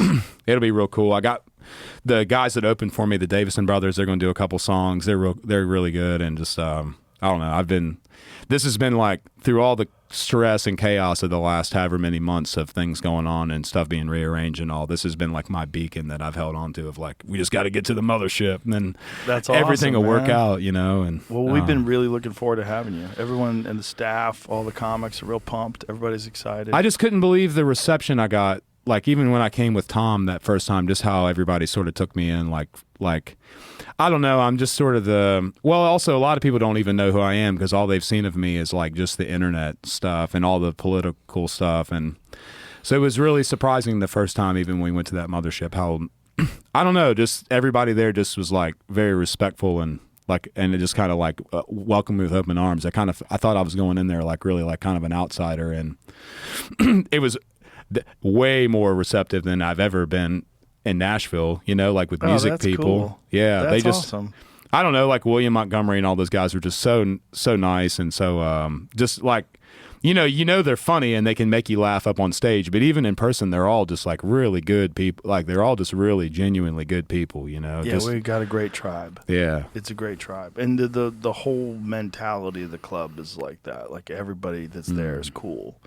You know, we've really I think in comedy still there's a lot of struggle in comedy for people to make it. I think even more so than in music. Like that, some of those people were telling me stories about like how tough it is to go out, you know, trying to make a career out of comedy. Like I guess unless you get a big Netflix special or you get a big break, like it's paycheck to paycheck for a long time, maybe for some of those guys. Like until they get to where they're like a regular at a big club like that, you're just off, you know, you're out putting yourself into a very vulnerable position a lot where people can just say, screw that guy, you know. It's just, but you have to do that to get good at it. But too. I think they have some appreciation for it that maybe other people don't. Like they're like it. Like I think I pick up on that. Like they get that everybody in there is struggling trying to make it and have put a lot of their heart and effort into it, and it just seems like there's a lot of respect 100%. in there for everybody and stuff. Yeah, 100%. Everybody realizes that there's only one way to do it. You got to work hard for a long time. It's the only way. It's one of the few things in life that there's no shortcut to. Developing material and getting good at stand-up, it's a 10-year process. It's a 10-year degree. You want to actually become a real stand-up, it's probably about 10 years. 10 years of grinding. And for a lot of people, like, oh, that's too long. It is too long. Yeah, that's why most people don't do it. Yeah. But if you could do it, the people that are doing it and have been doing it for like 10 plus years, like all those people hanging out in the green room, they're all so cool. It's a lot like jiu-jitsu in that regard. It's like people that appreciate the difficulty of something and are really obsessed with getting better at it. You know, and obsessed with helping other people get better at it too. Because also like jiu-jitsu, the more people that you have around you that are really funny, the funnier you'll get. Everybody has to be sharp because the whole show, like sometimes I'll do these Joe Rogan and Friends show, and it's fucking Hassan Ahmad, Brian Simpson, Tony Hinchcliffe, Shane Gillis, Mark Norman, and then I go up. Like it's like the show's an hour and a half old before I even get on stage. Yeah. So it's like you have to stay sharp. You have to, and if you're not, you got to pick up the slack. You got to figure it out. Get back to the laptop. Let's go. You got to rewrite. Do this. Do that. But that's what we're all doing. You know, we're all. It's a vibrant place. That there's a mindset attached to that place. It's very positive. Yeah, that makes me real happy, and I'm real happy that you're going to be there this weekend. Yeah, I'm pumped. I think this mothership thing's got a long future ahead of it in that sense of like just reshaping. I don't know. It is kind of a beacon right now, and I don't know. It's like there's a big light shining up in the sky, and that's kind of where everybody's looking. It seems like in that, you know, and even with Kill Tony, it's just cool that that's the coolest part about that is that it's like you can just go right in there. Anybody can go right in there and give it their all, you know, for better or for worse. But you might make it. Look, you might be William Montgomery, you know. You might be Cam Patterson. You might be Hans Kim or any of these people that have like legitimate careers now because of that show. It's pretty awesome. Oliver Anthony, this weekend. Sorry, everybody. It's all sold out. You're not going to be able to get in, but I'm fucking pumped. I can't wait. Yeah, it's going to be sick. Thank you for being here, man, and thanks for the podcast. It was a lot of fun. Thank you, I really enjoyed it very much. And it's great to see you find your place, man. You're getting it. You got it. You know, like you're here now. You're established. In the beginning, you're like, what the fuck is happening? But now you're like, you got a plan. You're moving. It was so many pitfalls and so many things, but it's a contribution of, I'd say, you know, like at the very beginning, you, Jamie Johnson, David Kushner, and just a couple people who were like had been in it for a while and were able to. Well, with David, you know, he was fairly recent, but we were both. But just those people just being able to guide me along at the first 6 months was when I could have really slipped up hard and like could have just. I just was so thankful that I got through all that without being married to anybody or any company. Right. Like at least everything's still. No, you did it the right way. Yeah. You did it the right way. So I appreciate the confidence there because it's a terrifying. It is. Man, you've been going to work every day for some guy that you hate and some job you hate for so long for like $50,000 a year, and then some dude is like showing you like, you know, like, and they have a really convincing way of doing it. It's just like think about how easy you can get preyed into buying some shit used car on a lot. Yeah. These people are like that, but like they're like the professional UFC fighters of psychological warfare. Like they're going to make you feel like you're so stupid and that like you've just tricked everybody for 5 minutes and you better do it while it lasts. But if you don't come with us, it's never going to make it. Yeah. You're never going to make it. But you were right. They were wrong. Ha ha. And I don't care if nothing, like I said, if nothing else ever comes of this, this has been just such a blessing to be able to just meet all the people I have and experienced it. And like, it's just cool, man. I don't care. I don't care where it goes from here. I'm just enamored by it all. It's just been just another dimension I'm living in, dude. I don't know. It's awesome. Like not real life, but it's beautiful. Yeah. All right. Thanks for being here. Yes, sir. Thank you. All Maybe right. in a couple more years. Fuck yeah, a couple months. Fuck it. All right. Bye, everybody. Later.